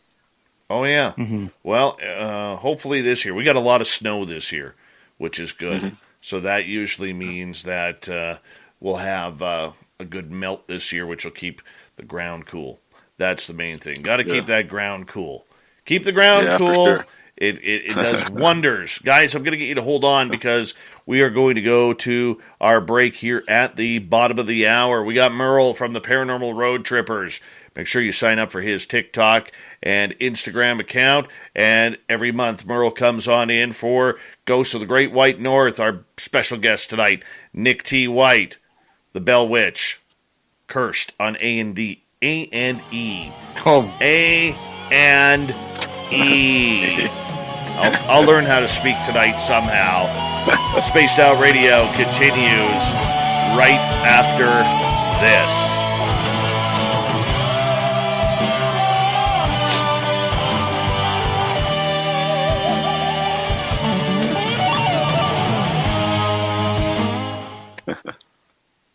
All right, You man. sound like me. The other day, my tongue just wouldn't stop moving, and it just went all over the place. I couldn't say nothing. Oh. That's funny. You probably haven't heard the story. I'll let Merle tell it. But in October of 2018, Merle, our buddy Mike, or our buddy Mark, who we've been bugging all night, and I actually got chased out of the forest by two Sasquatch. Oh, wow. At Canada, there's one area right by my town that is Canada's largest unsolved mass murder, and that was a plane that blew up in the sky in 1965. Mm-hmm. Oh, wow. The whole plane's still there, like in the ground. Oh, wow. The seats, everything. Dude, I bet that's crazy. Mm-hmm. Oh, when we got chased out, dude, the one was after we heard it. Merle and I heard it talking. Okay, in like the samurai type chatter. Oh wow, yeah. It was probably that sucker snuck up on Merle probably within 20 feet. 100%. Yeah. I'd split up a little bit, so we were actually just doing we were checking the grounds out. We had some audio rolling, and Mark was with us. He had his big caliber lever action rifle, like a don't Nice. screw around gun. Heck yeah. And the vibes felt kind of odd there as well. Like Dave and I had remarked that we didn't hear any birds chirping. We didn't see any evidence of animals around. The wind was off too. It was weird. Looking back on it and from telling the story a few times with Dave. Uh-huh. And so we're at this plane crash, and Mark's kind of got our back. He's watching what's going on. He's off to one end, and I start to walk towards a different end. I think I was tracking because I saw like cougar feces. So I was tracking a little bit. You're I'm thinking of a different story, aren't I? Well, the cougar droppings and markings when you, the draw, myself, and Bill Hauser were out there. Oh yeah. Okay, so no, I was delete that part. I was just walking through the forest, and all of a sudden I kind of heard something running by me, and then I heard this weird. Dave calls it samurai chatter. I didn't know what it was called back then, and Yeah. I heard it again, and I holler over to Dave, and he heard it. Dude. And Crazy, dude. it was time to go, and I believe, yeah. Make the sound, Dave. Yeah, it was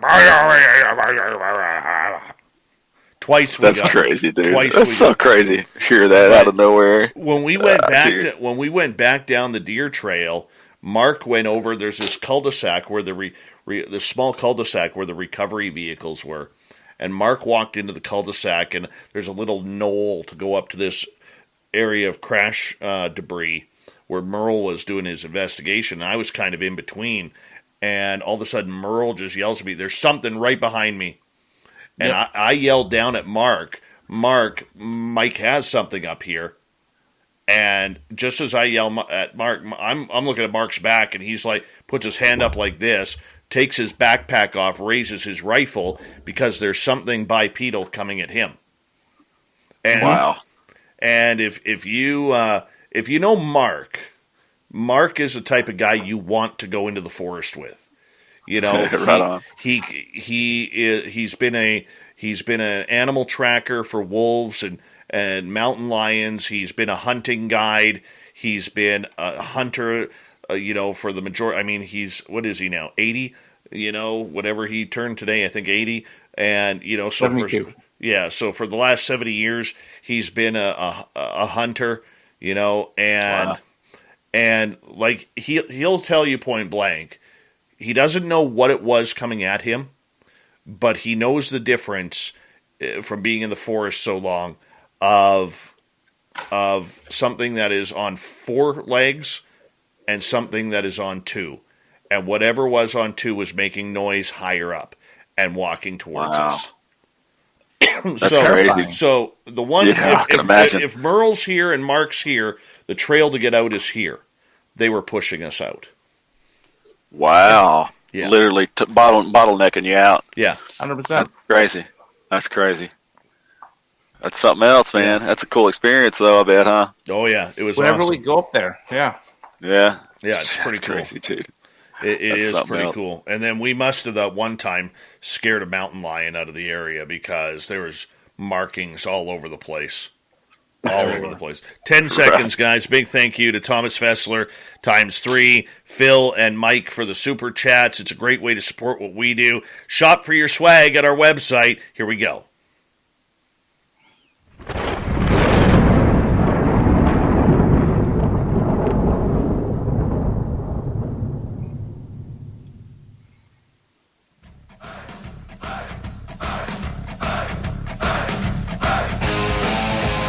We passed the halfway point of Spaced Out Radio tonight. My name is Dave Scott. Thank you so much for taking the time to join us. I want to remind you that if you've missed portions of this show or others, check out our free archives at youtube.com/Spaced Out Radio. Do me the favor, hit that subscribe button. Our website is spacedoutradio.com. We have a plethora of features for you, including rocking out to Bumblefoot, reading Shirky Poo's Newswire.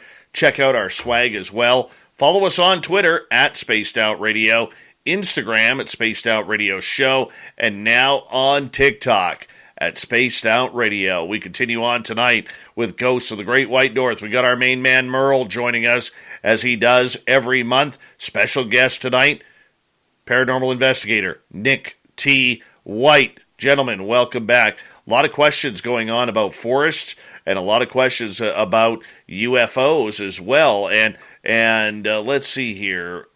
I do have a question here. Aussie Tiger is asking, are UFOs connected with the paranormal in your opinion, Nick? Absolutely. I completely think they are. I mean, when you see these things and they're coming out, a lot of this stuff is always giving off the same kind of energy, for one. I mean, like I was mentioning earlier, like there's these UFO where they say they seen them land or had been in the trees or in the area, and you always pick up that same type of radiation or same type of energy, and it's just, and then like if you're in a paranormal investigation, you pick up that same type of energy. So yeah, absolutely, I completely think it's got to be. I think that everything's related. Anything out of the ordinary is related because it's all. That's why I keep going back to like astrophysics and physics and quantum mechanics and things like that, because I believe in this multiverse theory. I think that's a real thing. I mean, they've got a quantum computer now that's possibly found a mirror universe to ours. They just hadn't figured out a way to actually connect ours to theirs. So I think all of this stuff, all of it, ghosts, the extraterrestrials, these UFOs we're seeing, the ones that's not ours, because I still think that we're making some too, after Bob Lazar talks about being at Site 4 and, you know, backwards engineering these things, talk about the gravity that's propelling them and all this stuff. I think that just literally every single thing that's out of the ordinary is related completely. I'm still on the fence, like with the ghosts being connected to UFOs and stuff like that. That takes more information for me to figure out before I can. But I can see why people may come to that conclusion. But like same with Bigfoot.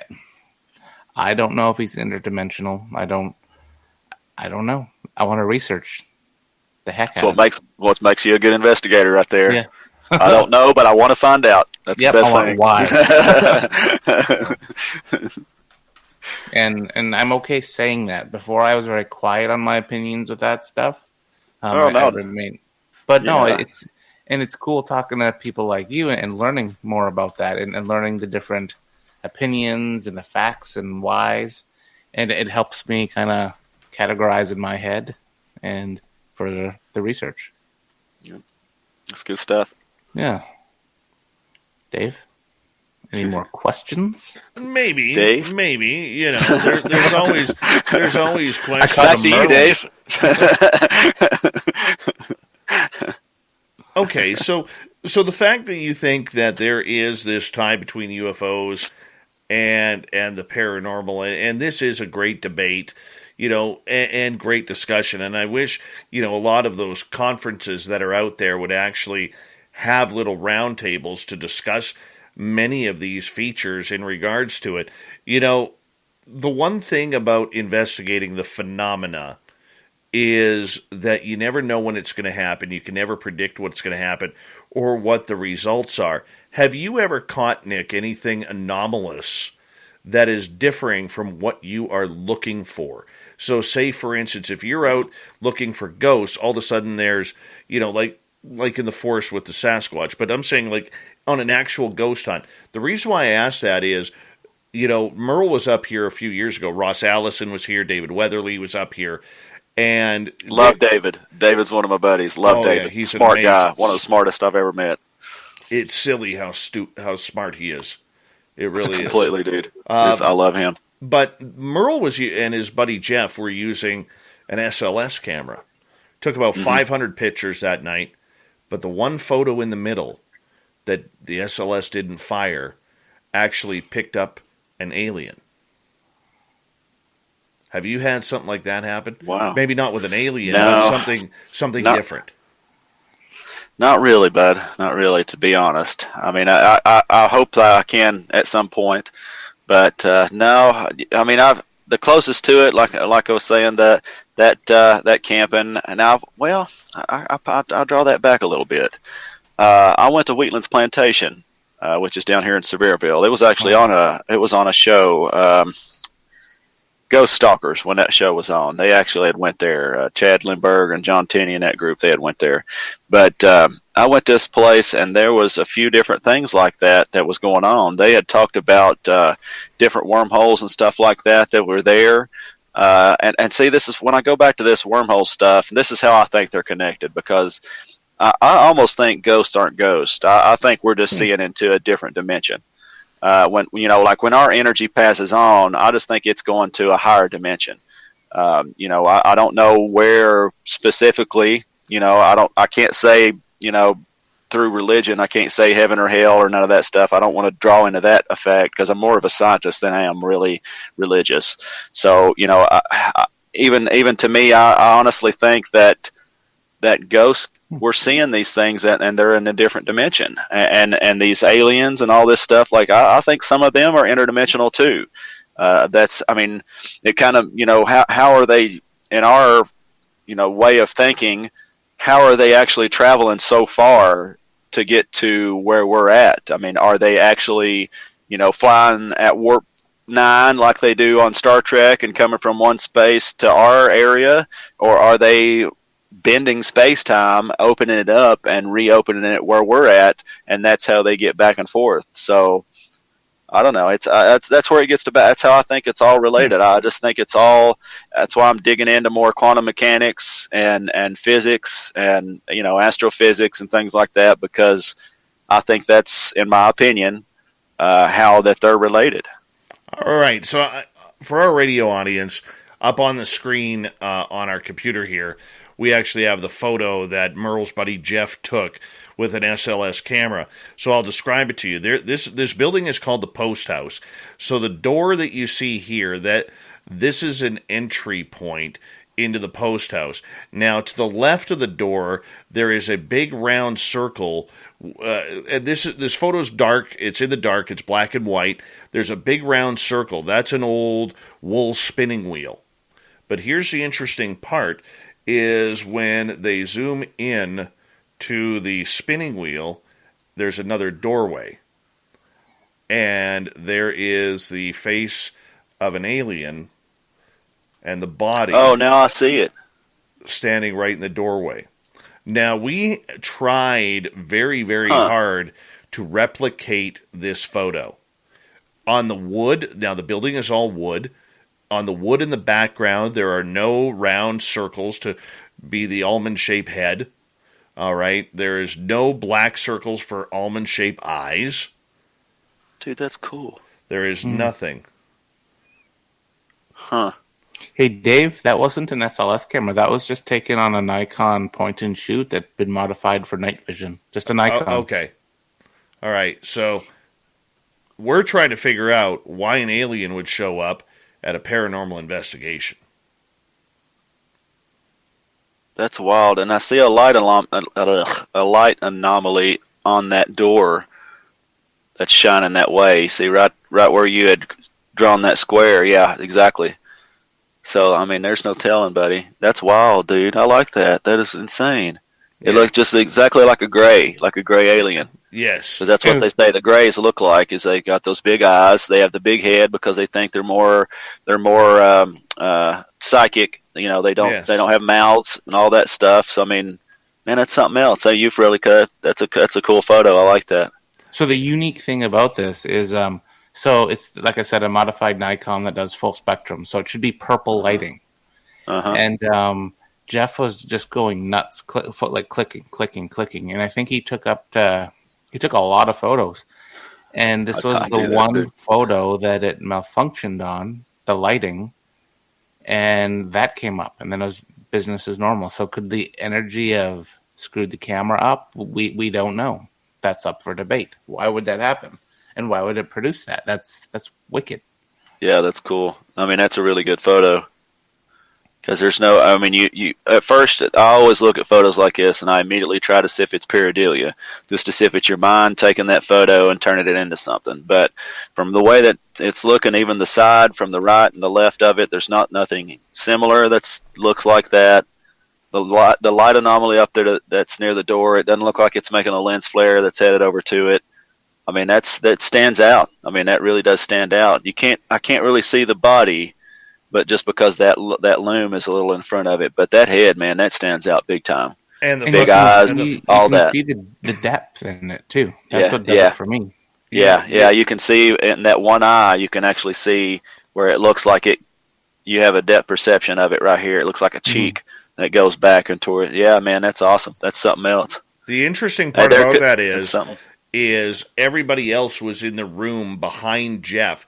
So whatever that is looking at the people in that room where everybody is congregated. It could be a watcher too, you know. They call them the watchers. That's one of the aliens or extraterrestrials is a watcher, and they watch people. And you might have caught a watcher watching you, just seeing what's happening. Look into the watchers. That may be something that could be. That's wild. Yeah, creeping up on you and doing some peeping Tom at you. That's a good photo though. That's good stuff. And I love the idea that dude. What's his name? Mark. Yeah, Jeff. Great job on taking tons of photos, dude. Because I get into a spot, bro, and it can just be one little small house, and I'll take 500 photos, and I'm not exaggerating one bit. I mean, I went to Old Gray Cemetery up here in Knoxville, Tennessee, and it's not a big cemetery. And I went through literally and looked on my camera, and there was 672 photos that I had taken. Because literally every time that I'm looking at something, I'm taking 3 in a row. Taking one first one, one second one, and then the third one just to verify if I'd seen something, so that way it gives kind of that video-ish look to it. Because if I'm not videoing it, I want to know what happened right before it, what happened during it, and what happened after, and it's if I can verify that same thing. So good job on that. Tons of photos. All right. I find that happens a lot. Like, because people will throw photos at me being like, "Oh, I caught this anomaly down the hallway," Yeah. And then I'll always ask them, like, can I see the burst? Like 1, 2, because it's usually number 2 photo, Yeah. and then the 3. I No, always just recommend the it. one photo. And then Yeah, for me, that's not enough. You need to see the. But then you get yelled at. 10 minutes. No, to go you have here. to. I'm with you on that, man. I mean, I recommend that to anybody that's listening or watching. Absolutely, take as many photos as you can take, especially if you think you've seen something. Take 5 or 6, man. Mm-hmm. I mean, because you have to debunk. I hate using that word, but debunk the lens flare, or the dust, or the bug, or something inside the lens. Or all that. You have to debunk all that stuff. So that way, more photos you have, the better way that you're going to have a chance to investigate that spot. Mm-hmm. All right, we got 10 minutes left. We got a bunch of questions from our audience here.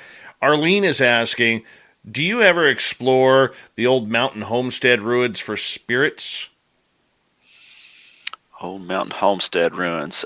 Sometimes. I actually went up to Wonderland Hotel area up near Elkmont, which I've got some videos on my YouTube channel with this. And I'm going back, and I'm putting together a video that myself, Jay Lynch, and Teresa, I don't know if you know them, and a few others, we actually went up to this area to where it was old stuff, to where this is where people would come up to hunt and to fish, because the Smoky Mountains, I'm just right on the foothills of Smoky Mountains where Gatlinburg, Tennessee and everything is. And this is where a lot of these folks would just go up and they'd build their little houses. There's a whole abandoned ghost town up there. And there was this thing that's called the Wonderland Hotel area, and they had these cabins that were set up that people would come up and live in, and all these little stuff that had been burnt. Actually, it got burnt down after we had went up there, which was regretful. The first time I went up there, I've got a video on my YouTube on this one. I went up there, and everything was still intact. And literally about 3 weeks after I had went up there, somebody had went up and burned it down. And it was these kids and all this is pretty bad stuff, but one thing that's pretty crazy about that is I went back up there after this stuff had burnt down. I had caught music because there was a dance hall in this place where people would dance back then. I had caught music and voices and a lot more stuff since that had happened. So yeah, there's and anywhere, like when I went out to Reno, Nevada, out there where what was the name of that fort? Fort Churchill, I believe is the name of it. I took a bunch of photos there and found stuff there. Went into like a little spot right outside of where they were homesteading out there. It was Carson, right outside of Carson City, Nevada, and they were like a hospital where Civil. It's not the Civil War, that because I think Civil War over here. Whatever went on over there, but the fort had a little hospital there. And my ex-teammate at the time went into this thing, started crying immediately as he went in, like just bawling. And there was no reason for that. He said nothing bad going on. And he literally walked into this place and started crying. So, yeah, I mean, I love that kind of stuff, checking those places out. Because, like I said, everywhere to me is haunted. You find the right places and things that have been there for a long time. You got the stone tape theory where things will collect energy.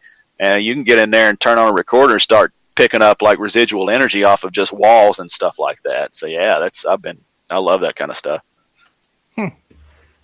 All right, let's continue on here. And little Ronnie Moniak said, I kept shooting that area all night, by the way.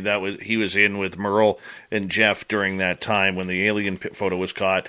And he goes, I was drawn to that area under the staircase. I felt it. I'd never seen it, though.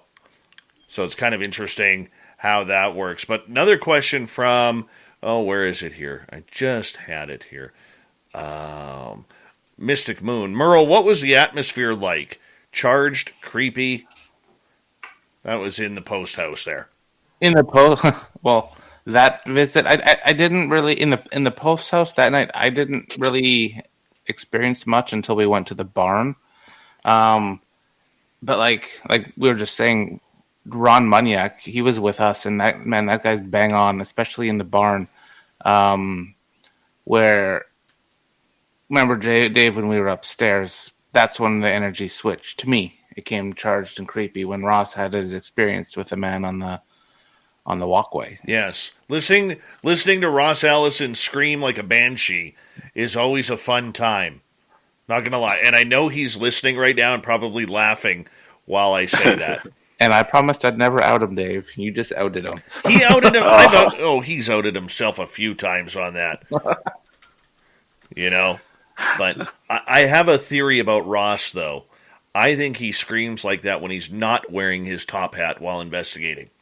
He needs to wear the top hat while investigating. That's just my opinion. That's his protection. Yeah. Puts like a giant shield around him. But I don't know if we'll ever get into investigate there again. Though, to answer Wendy's Mystic Moon question, I can talk about another time. The Post House was probably one of my most extreme investigations. Dave, you remember that night. We were on the air when you messaged me. Yeah. So Sandra and I were going to go investigate the Post House, but for whatever reason, we kept hesitating to go in. Don't know what it was. Don't know why. We drove around. We just stared at the building. And then we're like, fine, let's just do it. We get out and we hear yelling from inside this 1800s roadhouse building. And It's locked because I have the keys in my hand. And I'm like, oh, damn. I'm like, Sandra, roll the camera in case there's people inside, because it's good evidence, right, if people are breaking and entering. Yeah. And I unlock it, and then the door kind of just popped open because we heard more noise inside. And that night was probably one of the most charged, negative feeling investigations I've ever done. I even called Dave when he was doing his show. I'm like, what the hell, man's going on here? And he was given the play-by-play during his live broadcast. And then once his show was over, he came to the Post House and we investigated further. But yeah, that place has... It was opening the door for you. It was calling you in. Opened the door with a wart of vacuum feeling sucking me in. Man, it was scary. I bet.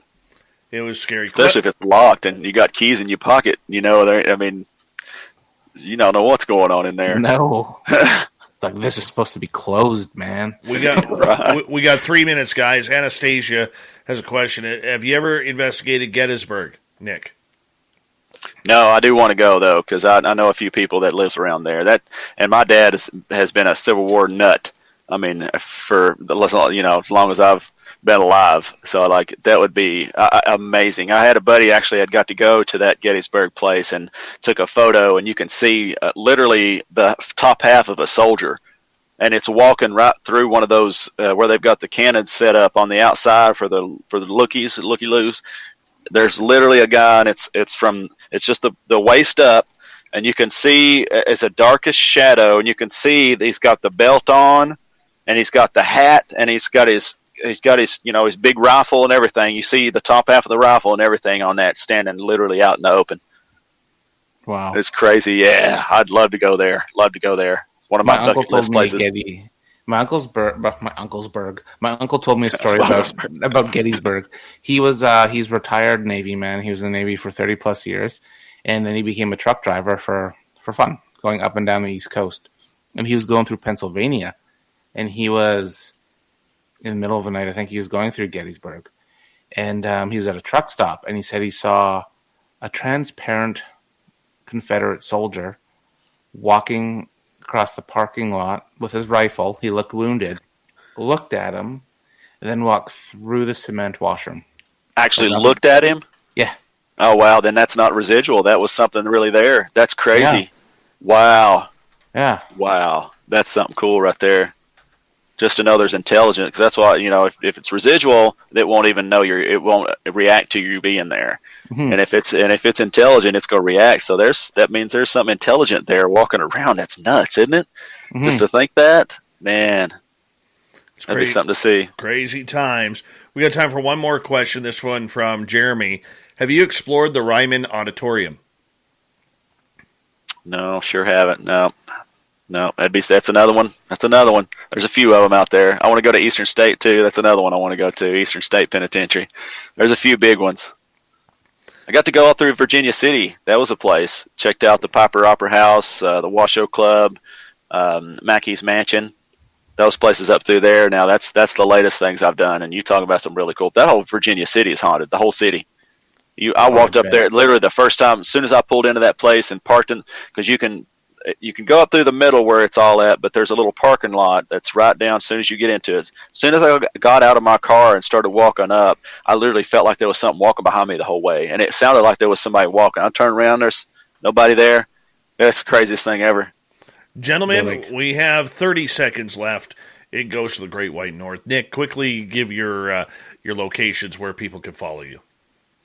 You can check me out. You can actually Google me. It's the easiest way. If you just put in Nick White Paranormal, it'll bring up a lot of stuff. But you can check me on Instagram as @CavesOfDarkness. Twitter, I'm usually on Twitter a lot, @CavesOfDarkness as well. Started new streaming. I'm a Call of Duty player, so you can go to Twitch. That's twitch.tv/Nick White CTD, Charlie Tango Delta. YouTube channel, you can look me up if you put in Nick T. White. I'm the only Nick T. White on there. So you can check me out there. And, man, just holler at me just anywhere. I'm always around. You just give me a shout, and I'll say what's up to you. All right. Nick T. White, Merle from the Paranormal Road Trippers, which you can find on Instagram, TikTok, YouTube. We continue with Hour 3 and the Swamp next on Spaced Out Radio.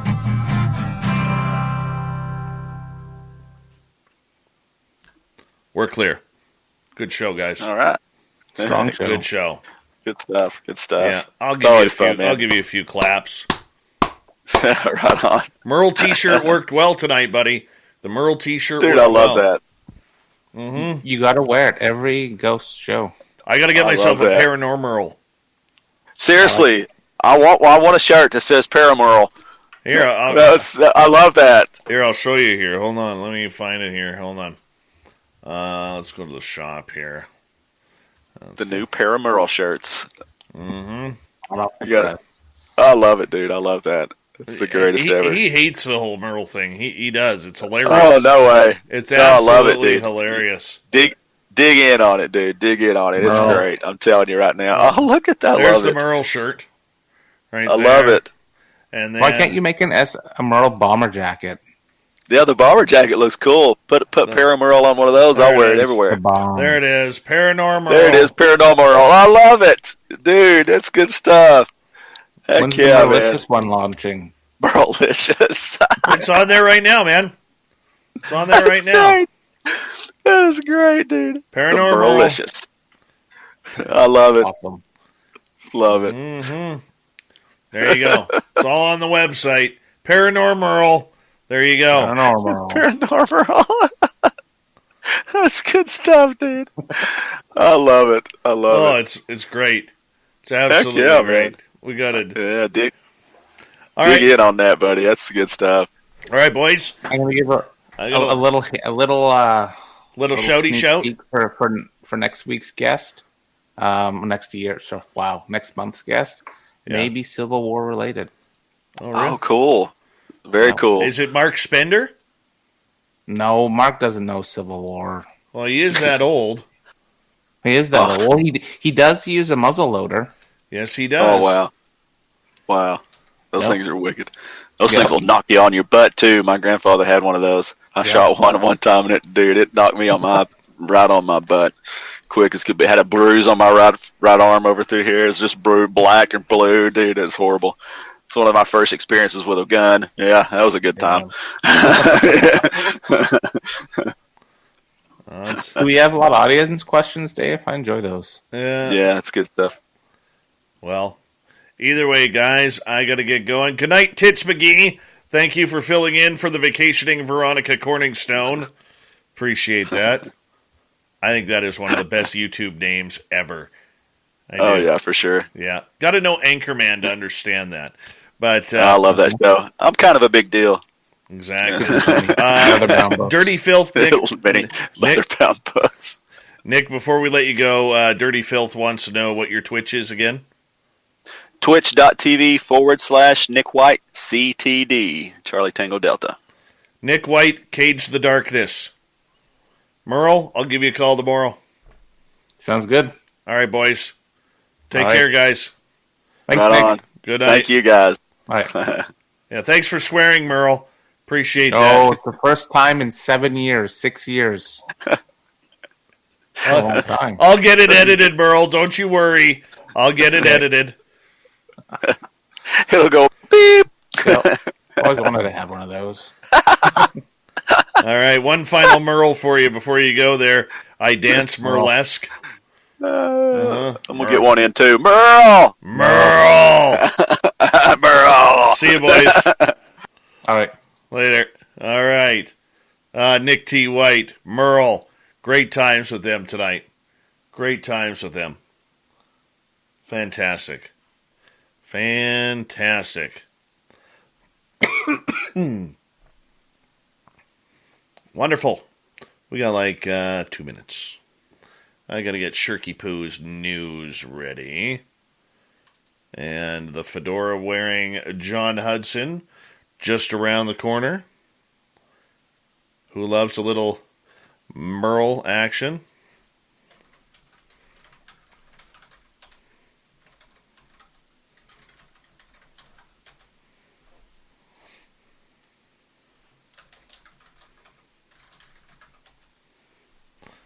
Where's my Shirky Poo? Shirky Poo! Where's your news? There it is. All right.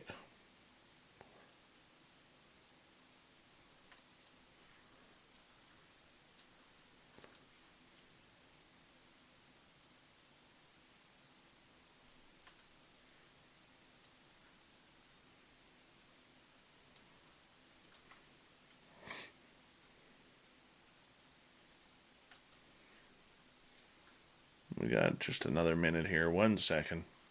Just getting a...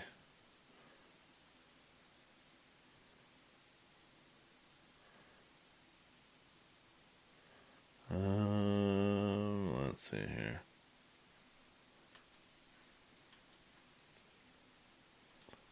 How much time? We got one more. There we go. Cool. All right. I think we're good. We're good. We good. We good. Hey, little Marky Spender. Merle does live in Canada. Near Vancouver. Merle is not single.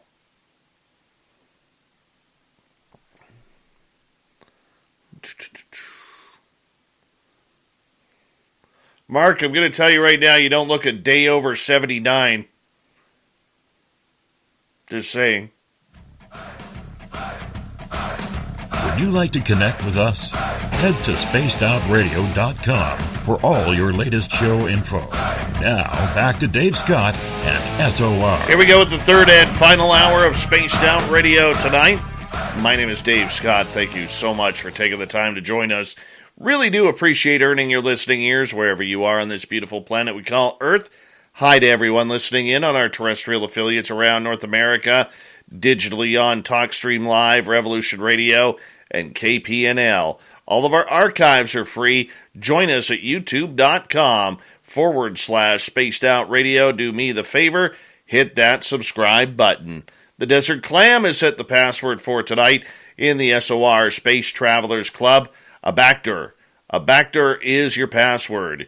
Use it wisely, Space Travelers, as a clam sets the password each and every night right here on Spaced Out Radio. Our website, spacedoutradio.com. We have a plethora of features for you. Rock out to Bumblefoot, read Shirky Poo's Newswire, check out our swag as well. Follow us on Twitter at Spaced Out Radio, Instagram at Spaced Out Radio Show, and now on TikTok at Spaced Out Radio. It is that time of the night once again where we get a little spooky with you all, and we head into the swamp. Our main man, our creepypasta guru, Swamp Dweller, returns. Hi, Spaced Out Radio listeners. This is Swamp Dweller. It's time for your nightly dose of spookiness on the show. If you have an interesting encounter or a spooky story that you would like to share, be sure to submit them in at swampdweller.net. You can also find our YouTube channel at youtube.com/swampdwellerreads. Now, let's chill out, relax, and together, let's enter the swamp.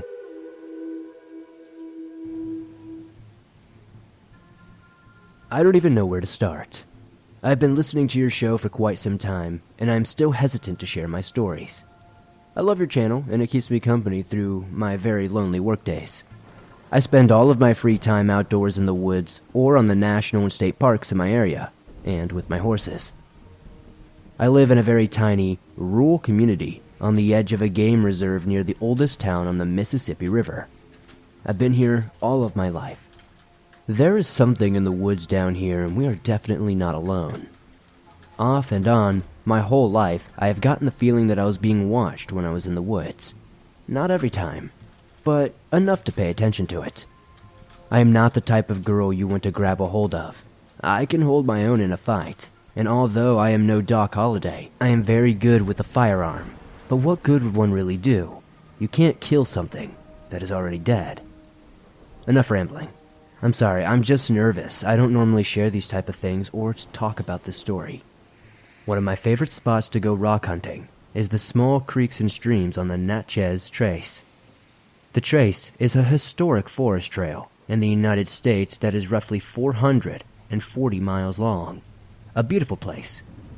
I started off down the trail, and I was probably around the creek at about 1.5 miles down the dirt path. I made my way down the creek with the help from a live oak branch that I used many times before. I was on a mission that day to find an arrowhead. It was a late summer afternoon, so the weather was amazing. A nice gentle breeze to accompany me, animals rustling in the leaves, birds singing, and the woods were generally very busy today. I was just enjoying myself, arrowhead or not. I hadn't really been paying attention to how long or how far I had been walking, when a beautiful agate caught my eye. Super excited, I bent down to wash it off and put it in my bag. When I was washing the agate off, I noticed the only thing I could hear was the sounds of the water swishing within my hands. No birds, no breeze, no animals scurrying. Still, kneeling in the creek, I had an overwhelming feeling of heaviness, like someone had thrown a weighted blanket over me. I was afraid to look up. I had the feeling I was being watched, and from close by. I finished washing my agate off and put it in my bag, trying desperately to act as if nothing was wrong. I stood up and fake stretched, side to side, trying to nonchalantly scan the edge of the woods, when my stomach dropped. I did not notice where I was. There was no way in hell I got turned around. I was literally walking up the creek and never got out of the water. But, for some reason, the place I was at did not seem familiar, and the sun seemed to be setting rather fast.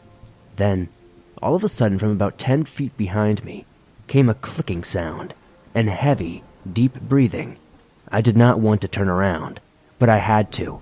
It was my only way back. The water was flowing nice and smoothly in the opposite direction I was facing. So I started to pump myself up. For whatever reason, I was about to see or experience something that many have not. I did not have a gun with me, but I had my case knife and was well prepared to whoop someone's ass for stalking me.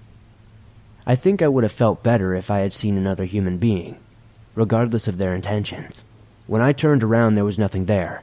I did not see a thing, but the woods were still quiet, not a sound. The only thing I could hear was the water splashing as I high-stepped myself out of there. I had to have been about 4 to 5 miles from my truck at this point.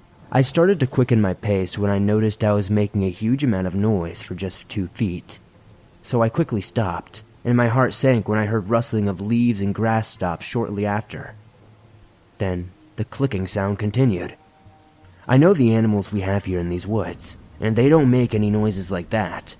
So I quickened my pace, making a ton of noise running down the creek. Whatever was behind me was walking along the bank, and it sounded like it was very heavy. The clicking continued getting closer and closer. Just then, whatever was behind me jumped down into the water. I hit a gear I never knew I even had, and no way in hell I was going to try and turn around and look at whatever this thing was. I could see the live oak reaching around the bend in the creek, almost like it was reaching out to help me. I knew at that point the truck was not very far away. At the time, I was a pack-a-day smoker of Marlboro Reds, and my lungs felt like they were going to explode from the pain. I grabbed the live oak, my hand slipped, and just as I got a better grip and began to pull myself up, I felt something tight and painful, almost burning on my leg. I screamed like a madwoman and began kicking like a mule. I pulled away and ran as fast as I could up the dirt path to my truck. Halfway down the path I heard a crow. Then I noticed my footsteps were the only ones I could hear, and the life had come back into the woods again. My leg was scratched up pretty bad, and I could feel it bleeding, but I did not stop to check it out until I got into my car. I slammed into the truck, got my keys from the hideout box, and jumped inside. I got the hell out of there, and I have not been back since. Now, whether or not something had my leg, I do not know. And I can't say for sure. But it could have been an old barbed wire fence, I suppose, maybe something like that hiding. But I've never seen one before, and I go there all the time. I don't know. One thing is for sure. Always pay attention when the woods go silent, and always bring something to protect yourself. You never know what could be out there. Very true. Good advice from the Swamp and Swamp Dweller. Make sure you go to his YouTube channel and sign on up for it. We are just waiting for the fedora-wearing John Hudson to join us as we have another edition of the Unbiased UFO Report.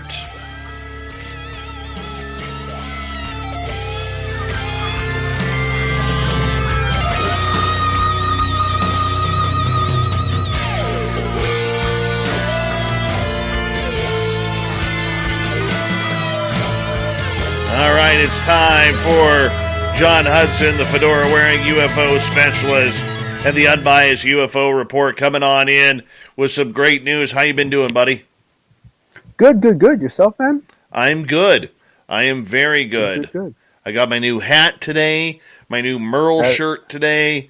Oh, nice. I really like the hat. The hat's good. Yeah, I got my new watch today, so I'm all good. Oh, well, what's the watch? That is a diesel watch right there. Oh, I was worried it was a Merle watch. No, I wish it was a MERLE watch. I'm a big diesel watch guy. Yes. No, I remember you showing me. They make some beautiful stuff, and it's in a nice range. Very true. Yeah, and that said, without Diesel sponsoring us, just so you know, I would like Diesel watches to sponsor us. So if you're listening, Diesel, I work for watches, man. Who cares about the money? I just want the watches. All right, let's get right into it, my friend, because one of the most mysterious people in ufology is a gentleman named Hal Puthoff, who has worked in some of the deepest, darkest secret offices in the United States, from remote viewing to UFOs. And recently, on Twitter, mathematician, I apologize for his name, Eric Weinstein was absolutely flabbergasted about some information that came out about UFOs. So what do you got going on for us? Okay, so a teeny bit of background. So Eric Weinstein, I've talked about him several times. I will admit bias. I like the guy, he does a lot of podcast stuff. He does a lot of work with Lex Friedman, and he kind of boasts as being the mathematician on Twitter with the most followers. Last I heard him talk about it, somewhere north of 500,000 followers, and he's a pretty wicked smart dude, and basically he finally got it drilled into his head recently that maybe just small possibility, maybe some of these UFO things are for real, right? And the crazy thing was that he was shocked. And watching him go through this process has been a really good educational experience for everyone, because you can kind of see he actually goes through almost like stages of grief, right? He goes through periods where he gets angry and he starts lashing out at people. He's like, how can me in academia, how can my friends in academia who are in these crazy good roles not know about this, and it's going on, getting really upset, right? Well, basically, this gentleman by the name of Blake Truelove, who I'm not familiar with, somehow finagled an interview where it's really a meeting, really, between Hal Puthoff and Eric Weinstein. And this is a big deal because essentially from the very first day that Eric started coming out on Clubhouse about UFO knowledge, myself and many other people started telling him, you need to talk to Hal Puthoff. You need to talk to Hal Puthoff. You need to talk. We get like all of it. And I can't imagine how many people were.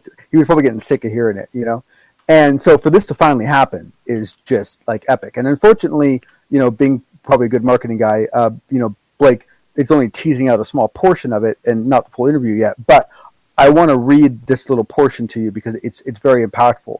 So basically, what it is it's Eric Weinstein saying to Hal Puthoff, the role of aerospace companies as holders of potentially basic scientific knowledge and not share it with the academic world seems very wrong to me.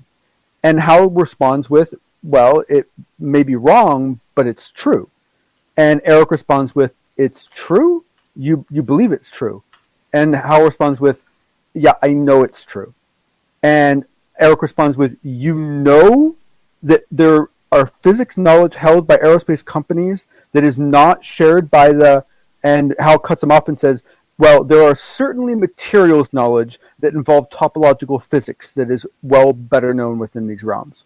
Or something along those lines. I'm screwing up the last of it. But I mean, essentially, this was Hal putting down, I was actually surprised he did this. But, but basically, this was Hal being very assertive and saying, look, this is not something I believe. This is something I know. I know this to be true. And it was a very interesting exchange. And if that's anything like what the rest of the interview is, man, I'm going to be there with popcorn. Wow. Hal Puthoff does not make a lot of public appearances.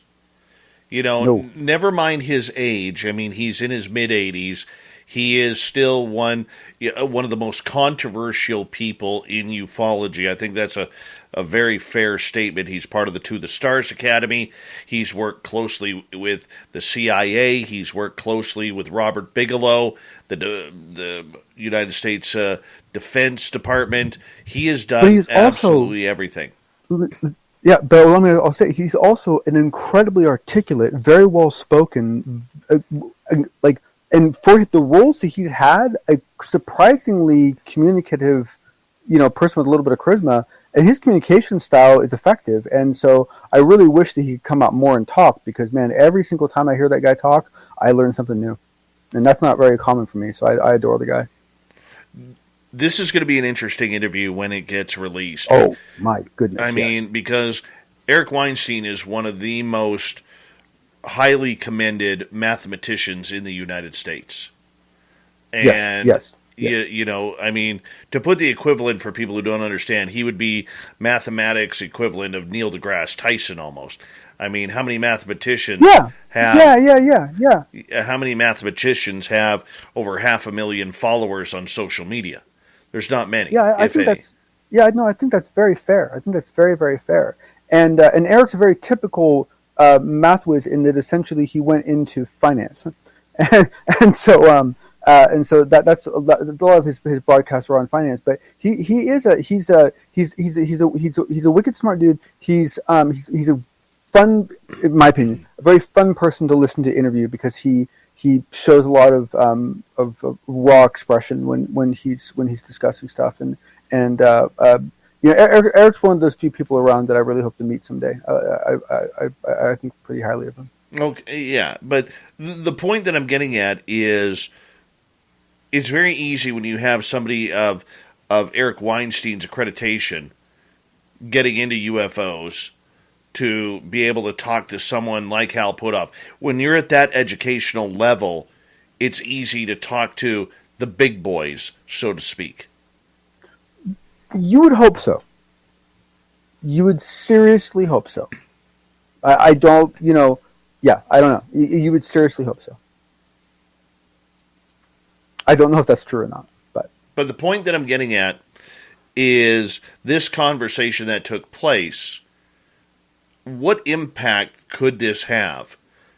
Well, the ramifications could be deep and far-reaching because of the fact that Eric Weinstein is not only a finance guy that's well-known and a math-focused individual that's very, very, but he's into the social aspects of academia, right? And so he gets involved in a lot of discussions. There's a lot of podcasts. He does a lot of clubhouse things. So he's a very outbound individual.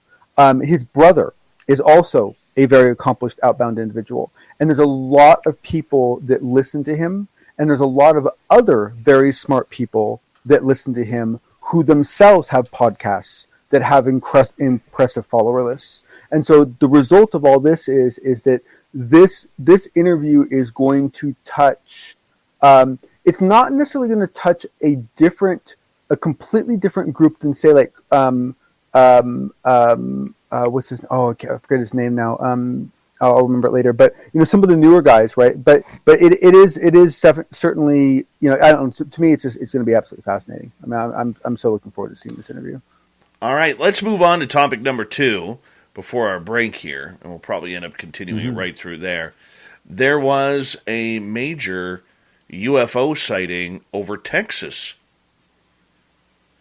Yeah, with JetBlue, man. I was like, man, I don't have maybe flown on JetBlue, but like it's actually nice. They do some of them actually do like the blue lighting. It's very relaxing.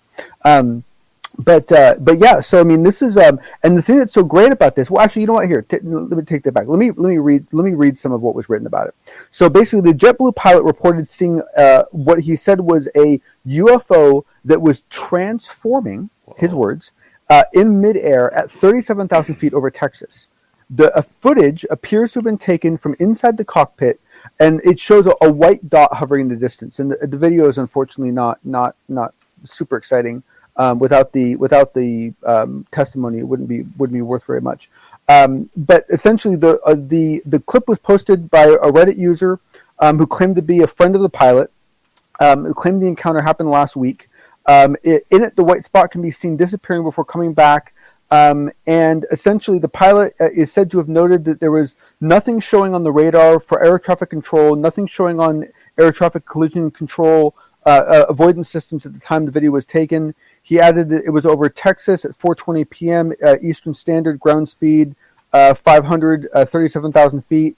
We witnessed for about 5 minutes, at which point it disappeared and then came back. It looked like two boxes melding into each other. The actual setting was spectacular beyond what the video shows. We were stunned. This is a great sighting, and this guy did a really nice job of collecting the right kind of data and doing it in, for the most part, a very unemotional way, but then showing that he was impressed, right? Like, I mean, there was an emotional aspect of it for him too. I hope the way this was reported encourages other people to report this way. I think this is a really good way of reporting this. Well, the big thing that we have to look at, and we'll get into the pilot's encounter here momentarily, but the big thing we have to look at here too is the safety of it all. Because, look, when you're traveling at 500 knots or 500 miles per hour as per ground speed, you have to understand that those windows close very quickly between you and another craft. If that other craft is going at 500 miles an hour, you have a combined speed of 1,000 miles an hour going into each other. That gives you literally maybe a minute to react. Okay, if that. Which is why that automatic collision avoidance systems that most planes have is so bloody critical. Exactly. But this also brings up a good point too. Okay, we have seen numerous people in the UFO world highly critical of pilots recently. We've all been asking for decades, John, for pilots to speak up about what they saw, because they never did for fear of losing their job. Mm-hmm. All right? And now that we are starting to get pilot reports... With good reason. We have all of these amateur aviators who most of them have never flown an airplane before, stating that, oh, it's a balloon, oh, it's flares, oh, it's a Japanese lantern, or Chinese Absolutely. lantern. I mean, these people are trained to see everything. And when you have 100 people, 200 people, or in the case of a 747 or a 787 where you got 500 plus people on an aircraft, okay, that's a lot of responsibility on someone's shoulders. You have to and pay they take attention. it very seriously. Yes, they do. Yeah, no. They take it very seriously, and we all adore them for it. I'm someone who's spent a lot of time on airplanes, and I'm very, very grateful. But you're dead on. There's tremendous pressure on them, and if you think about it, like, I don't want to put anyone in tears, but if you compare someone who flies professionally, and flies professionally from the point of view of lives at risk, right? Whether that be a commercial pilot or whether that be a military pilot, that is a different level of intensity and a different level of observational intensity that is going to change the way they observe things. Absolutely. We're going to continue this conversation about the JetBlue pilot observing a UFO at 37,000 feet just last week. And we're going to continue this with John Hudson and the Unbiased UFO Report when we return on Spaced Out Radio. In the final half hour, we continue with the fedora-wearing John Hudson, Shirky Poo's news, and we may even have some time to squeeze in the thought of the day. It's been a jam-packed show tonight, moving at 500 miles an hour. We're cruising right through the half hour here on Spaced Out Radio.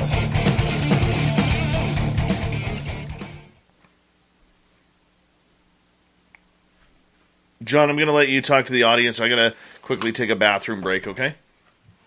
Yep, it's all good. Okay, so I don't know how many of you were around before, but a couple of weeks ago, somebody seemed very impassioned, and they asked that I wear a shirt with some color to it. And someone actually specifically asked if I at least had a bloody Hawaiian shirt somewhere. So I wanted to point out that I here we go. So, and it's probably never going to happen again. So just, here you go. So just, it is actually color, and you can see color. It's done that. They don't normally wear color. So how is everyone doing, man? So, I guess one question I have for the audience, if anyone wants to throw out an answer to this, is that, and I don't mean to sound so negative, but it just seems to me that it's very rare that anyone takes a picture or a film of something in the sky and it ends up looking as impressive as it did in person, right? And to me, that almost never happens with anything in the sky, right? And this is a big complaint and frustration that we see in especially first-time observers, where they're like, here's the video, and like they see the video, and they're like, and you can see the frustration. They're like, but it looked so much cooler in person, right? And you can feel it, like, they're telling the truth. It does. It looks, even if you go take a picture of the moon, right? I mean, it's like it's wacky the way this works. And so I guess my question to the audience is that, do you folks know of anyone, or have you personally ever been in a situation where someone's taken a video of something and the video has actually been as impressive as what they saw with their own eyes? Like, has anyone ever actually seen it work out where the real epic nature of what was being seen by the eyes are actually fully captured by the camera? Like, I mean, ground objects I get, right? But flying objects are different. I don't know. I just, yeah, but the thing is, iPhones have gotten, I mean, you can criticize iPhones all you want, but the truth of the matter is that the cameras have gotten really good. The pressure that the market has put on Apple to improve those cameras is astounding, because the cameras you can get in other phones are even more astounding. And I mean, you can do a lot, and there's a lot of post-processing that goes on. And so, I mean, essentially, yeah, I mean, an iPhone or a phone camera is a different class of camera than like an SLR or anything that has like real like glass and real mirrors and real optics to it. But they've gotten pretty damn good.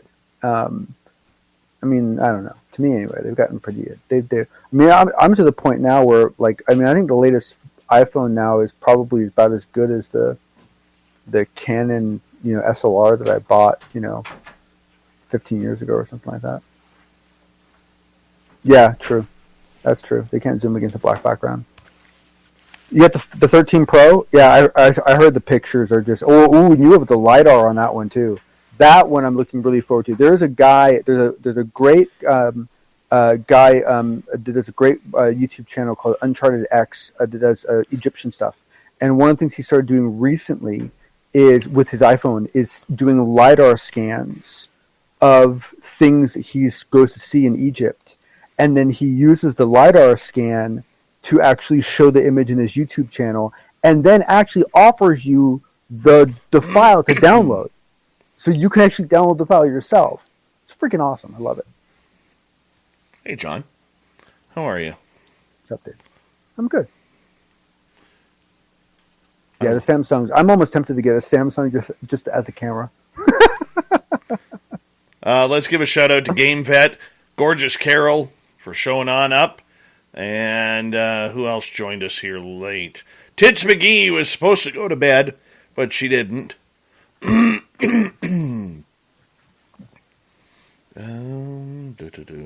Mystics Walk, how are you? Thanks for joining us.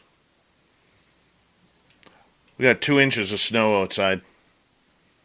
2 more inches. 2 inches? Yeah. 2 more. 2 more. Yeah. Isn't that nice? That's lovely. That's lovely. Yeah. I think. Let's see. What is it like right now?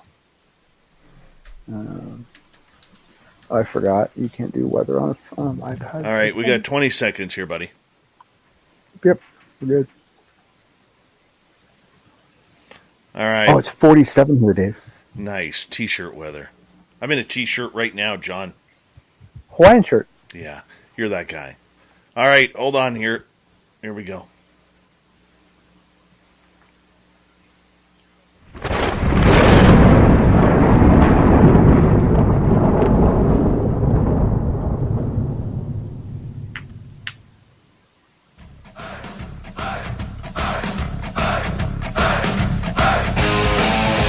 We rounded third. We're heading for home tonight on Spaced Out Radio. My name is Dave Scott. Thank you so much for joining us.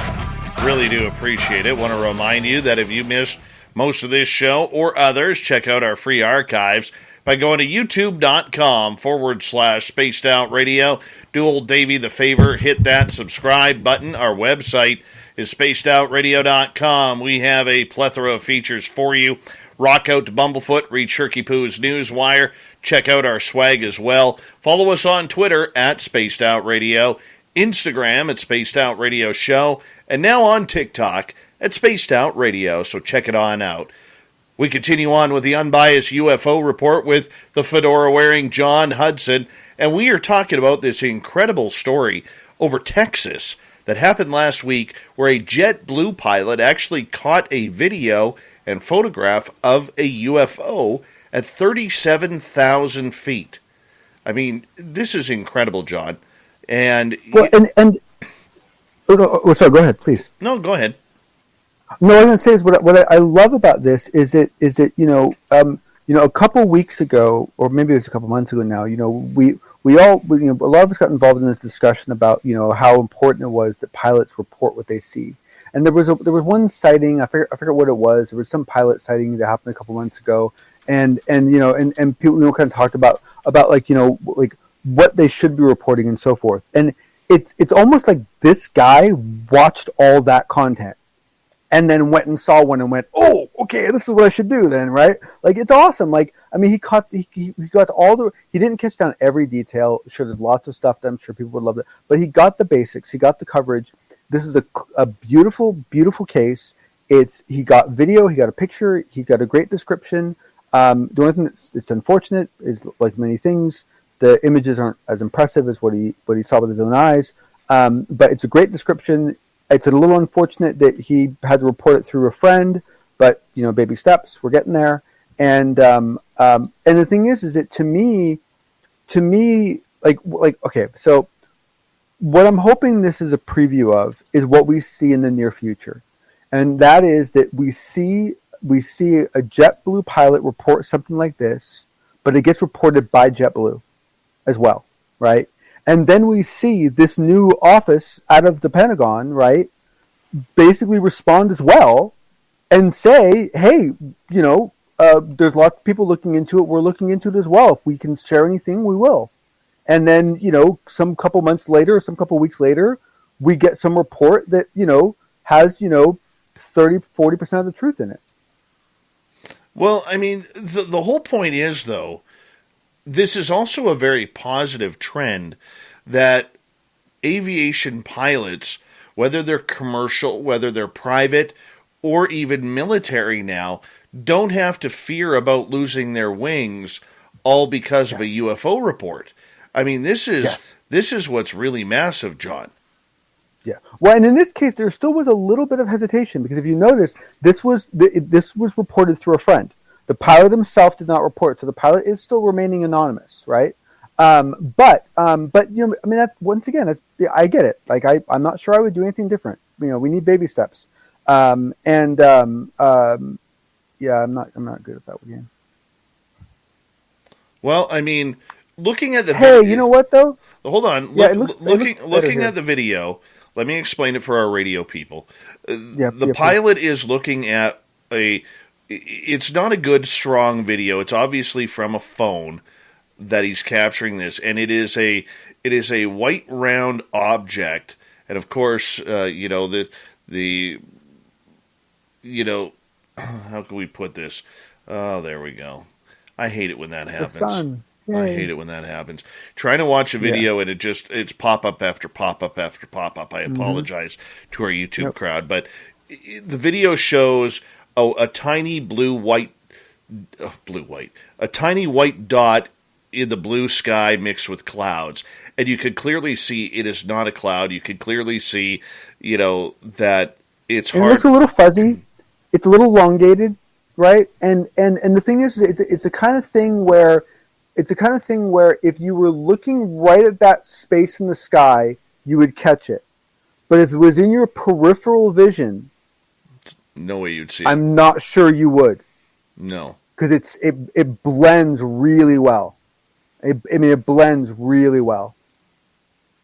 Yeah, and I think it's one of those things really that you really have to be commendful that the pilots do it. And like we were saying right before the break, in the UFO world, a lot of these pilots, whether they're military or commercial, have been taking a lot of heat from amateur ufologists, basically saying, "Oh, that's a balloon, that's a hot air balloon, that's a whatever it may be, swamp gas.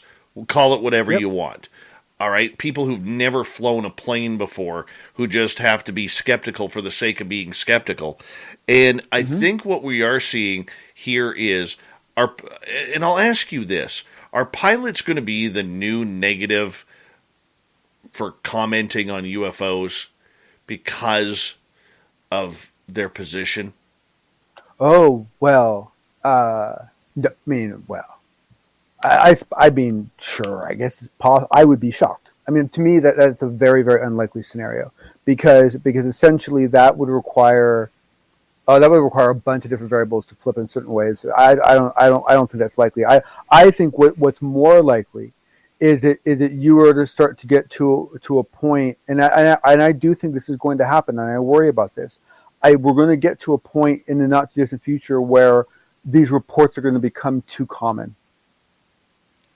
And there's a chance that it'll turn into noise, and I would say that's a bigger risk to me. Yeah, that's kind of what I'm getting at. I probably didn't use the best of terms there, but I mean, if more pilots come out saying that they are establishing sightings and reporting sightings, I mean, you look at the criticism David Fravor has got. or Alex Dietrich and others have received on this. And these are people flying, multi-million-dollar aircraft. Right, but that's the thing is that we get this reduced to a more mundane thing where the pilot that reports it doesn't get put on a pedestal, and they don't have to run around and do things on stage. They can just report what they saw and then keep their jobs and move on with their lives, right? And think about it, like imagine if we get to a point in the future where someone like Cheryl Costa has enough of these that it starts getting included in her data. Like, how awesome would that be, right? Could be. We'll have to see. All right, we got time for. Well, I'll just say just to agree with you, is that it's a very positive outcome, and I think it bodes well for the future. All right, a slide seemed to come out as we move on in topics here. We got about 5 minutes left. A slide seemed to come out about the new version of the ATIP threat scenario. What's this all about? Yeah. Well, and the thing is that I do apologize because I wanted to do some more digging as to when and where and exactly how this slide came out, because it is a version of an earlier slide that had circulated in some circles, and with some different information, some different phrasing, and some things that were blacked out before are no longer blacked out. So this is the most complete version of the slide that I've seen. But what I find very interesting is, and here, just real quick for everyone listening, let me just read some of this real quick just to kind of get the highlights. So it's a DoD threat scenario slide on the AATIP sub focus area. So this is one of the slides that came out many moons ago. That was basically the ATIP deck, right? Like, what does ATIP do? This is what ATIP does, right? And so they're talking about, that the science exists for an enemy of the United States to manipulate both physical and cognitive environments in order to penetrate U.S. facilities, influence decision makers, and compromise national security. These include psychotropic weapons, cognitive human interface, penetration of solid surfaces, instantaneous sensor disassembly, like what was seen at Skinwalker Ranch, alteration manipulation of biological organisms, anomalies in space-time construct, unique cognitive human interface experiences. It goes on to list DoD advantages. There's a kind of a weird quote at the bottom that says what was considered phenomena is now quantum physics. I'm not sure how I feel about that, but I can understand what they're getting at. And essentially, to me, this is just a more supportive slide of what we had before. However, I have seen several people seem to be getting upset about this slide, and I'm not quite sure exactly what they're upset about. And maybe someone else can, enlighten me as to why this might be upsetting for people. Okay, so looking at this slide, a couple things jump out at me. Psychotronic weapons. I don't even understand, and I don't think most people would understand what these are, John. Correct. Yeah, but it's basically. I would have to look up the strict definition, but essentially, it typically has to do with it's using visual optics and lights and so forth to essentially confuse and to manipulate and to show alternate versions of things, and you can do some pretty crazy stuff. It's pretty nutty. It's pretty. Some of the stuff seems more fun than practical.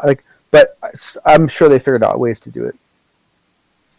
Okay, one other thing that kind of jumps out at me about this is where it says anomalies in the space-time construct. I mean, to me, maybe it's because I have wishful thinking, that sounds like time travel. So, I wouldn't take it that way. What I would take that to mean is that they are seeing they are seeing visual artifacts that that match predictions on what a wormhole might look like, or what a portal might look like, or what a collision with another dimension might look like.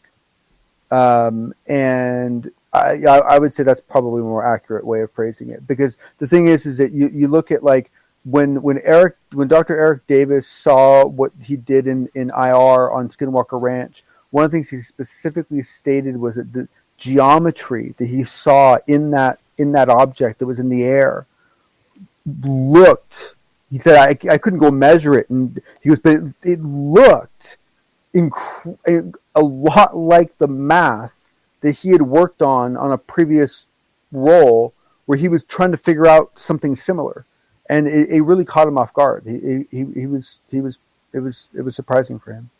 John, there are 2 points on here that I find probably the most important read between the lines scenarios here. Number 1, DoD has relationships with renowned subject matter experts. Who are these experts? I would love to know. And number 2, DoD... How put up? Well, can I finish? You don't mind, do you? Sorry. DoD controls several facilities where activities have been detected. I mean, this is huge, these 2 statements. Yep. Huge, John. Couldn't agree more. Okay, you mentioned Hal Putoff. Yep.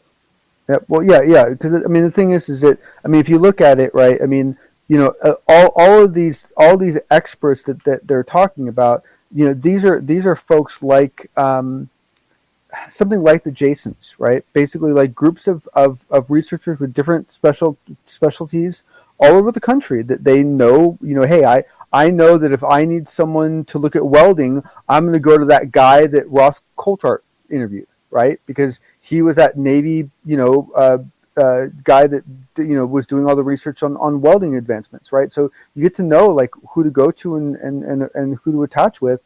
And the thing is that, to me, you know, to me the more impactful and shocking aspect of this is that what we're seeing in writing here is that that this was used. Well, it's implied that this may have been used to actually compromise security, and you know, when you merge this with what we reported the other day of that individual seeing a shadow person in a top secret facility and not reporting it for fear of ridicule, this starts getting interesting. It does get interesting. But the secrets, John, the secrets, like, this means that if they have control over several facilities where activities have been detected, this means there is way more going on out there than just what we're all choosing to look at Skinwalker Ranch. Yes. However, yes. However, you could argue that this entire list was derived from Skinwalker Ranch. Now, I have no reason to know that's true, but what I'm saying is that you could argue that, and so that could be the case.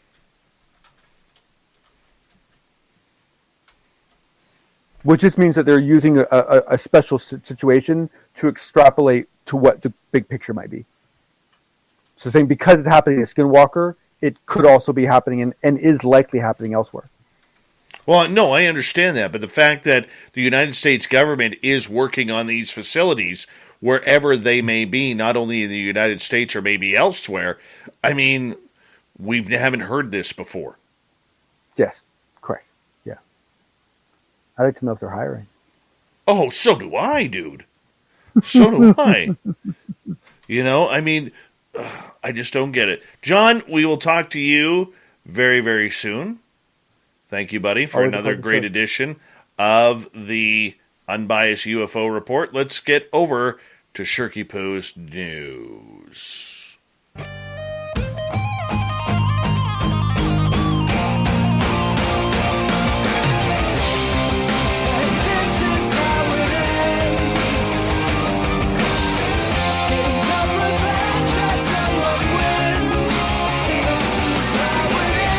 Tricky Boo has us all set up. Let's get right to it. The Missouri State Highway Patrol is reassuring the public that Batman villain Joker is not on the loose after a staff member sent an emergency alert mobile devices. Missouri residents received alerts from the Highway Patrol warning citizens of Gotham City to be on the lookout for a purple and green 1978 Dodge 3700 GT with the license plate number UKIDME. UKIDME, a description that matches the vehicle used by Jack Nicholson as the Joker in the 1989 film. The law enforcement agency explained in a Twitter post that the clown prince of crime is not on the loose in Missouri, which does not have a place called Gotham City. This was a test message. There was no alert, the Highway Patrol tweeted. The agency said the message was meant to be a routine test of Missouri's Blue Alert system. Moving on. Scary incident here. A man who pushed a woman in front of an approaching train at a Brussels metro station on Friday, January 14th, has been detained on suspicion of attempted manslaughter. The woman narrowly survived after the driver was able to pull the emergency brake just in time to avoid a fatal accident. In the video footage of the event, the lady can be seen with her head on the tracks as a train comes to a halt in front of her. In a statement, the Brussels Public Prosecutor's Office confirmed that police had been called to the Rogier metro station at 7:45 local time, where a young man had pushed a woman onto the tracks. And when the police arrived, they determined that the victim had already been rescued by witnesses. According to the prosecutor's office, rescue services attended to both the victim and the metro driver, and they received hospital treatment before being discharged. It appears that a young man, after walking back and forth on the platform, pushed a woman onto the tracks as the metro was approaching. The driver, warned by other people on the platform, was able to stop just in time. No one was injured. What a scumbag. Who does that? Horrible.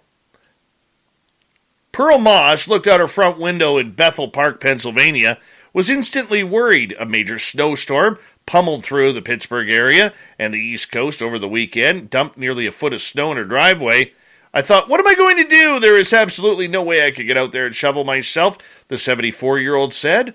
She was recovering from shoulder surgery, didn't have any family members nearby to help dig her out, but a few hours later, a couple of angels came up. There was a knock at her door. She peeked out, surprised to see two teenage boys standing on her porch with shovels. Couldn't believe it, she said. They were going out to help shovel me out, and they didn't want a single penny for it. That's because David Sheltman and Aiden Campbell live in the same neighborhood. They play on the same football team at Bethel Park High, and head coach Brian DeLallo had emailed them and other team members Sunday to inform them that their Martin Luther King Day workout in the school gym wasn't going to happen, but instead, the coach said, go shovel some people's driveways, people who need it. And that's exactly what the football team did. Fantastic coach. That's good coaching right there. That man deserves a very big public recognition for that. Absolutely. I want to say a big thank you to everybody tuning us in tonight. Really do appreciate it. A big thank you to Shirky Poo for the fantastic news that we put in on the Newswire. John Hudson with his beautiful fedora and the unbiased UFO report, along with Swamp Dweller and our guest tonight, the Big Bad Merle, and of course Nick T. White from A&E Cursed the Bell Witch Haunting. Yeah, what a great show tonight. If you miss it, you can always check out the free archives, either on the podcast or on YouTube. We got Mr. Ron Bumblefoot Thal rocking in the background with Little Brother Is Watching. Bumblefoot is the official music of Spaced Out Radio, rocking us in and out of every single show. Get your horns up for the guitar god himself. Special thanks to everybody listening in at home, at work, in your cars, wherever you may be. Thank you to everyone in our chat rooms tonight. YouTube, Twitch, LGAB, Revolution Radio, Spreaker, Facebook, the Space Travelers Club, and on Twitter at hashtag Spaced Out Radio. I know you're out there somewhere. Remember, this show is copyright by Spaced Out Radio and SOR Media Ventures Limited. Thank you so much for choosing to share your evening with us, because together, my friends, we own the night. Mr. Bumblefoot, we need a favor. We need you to take us home.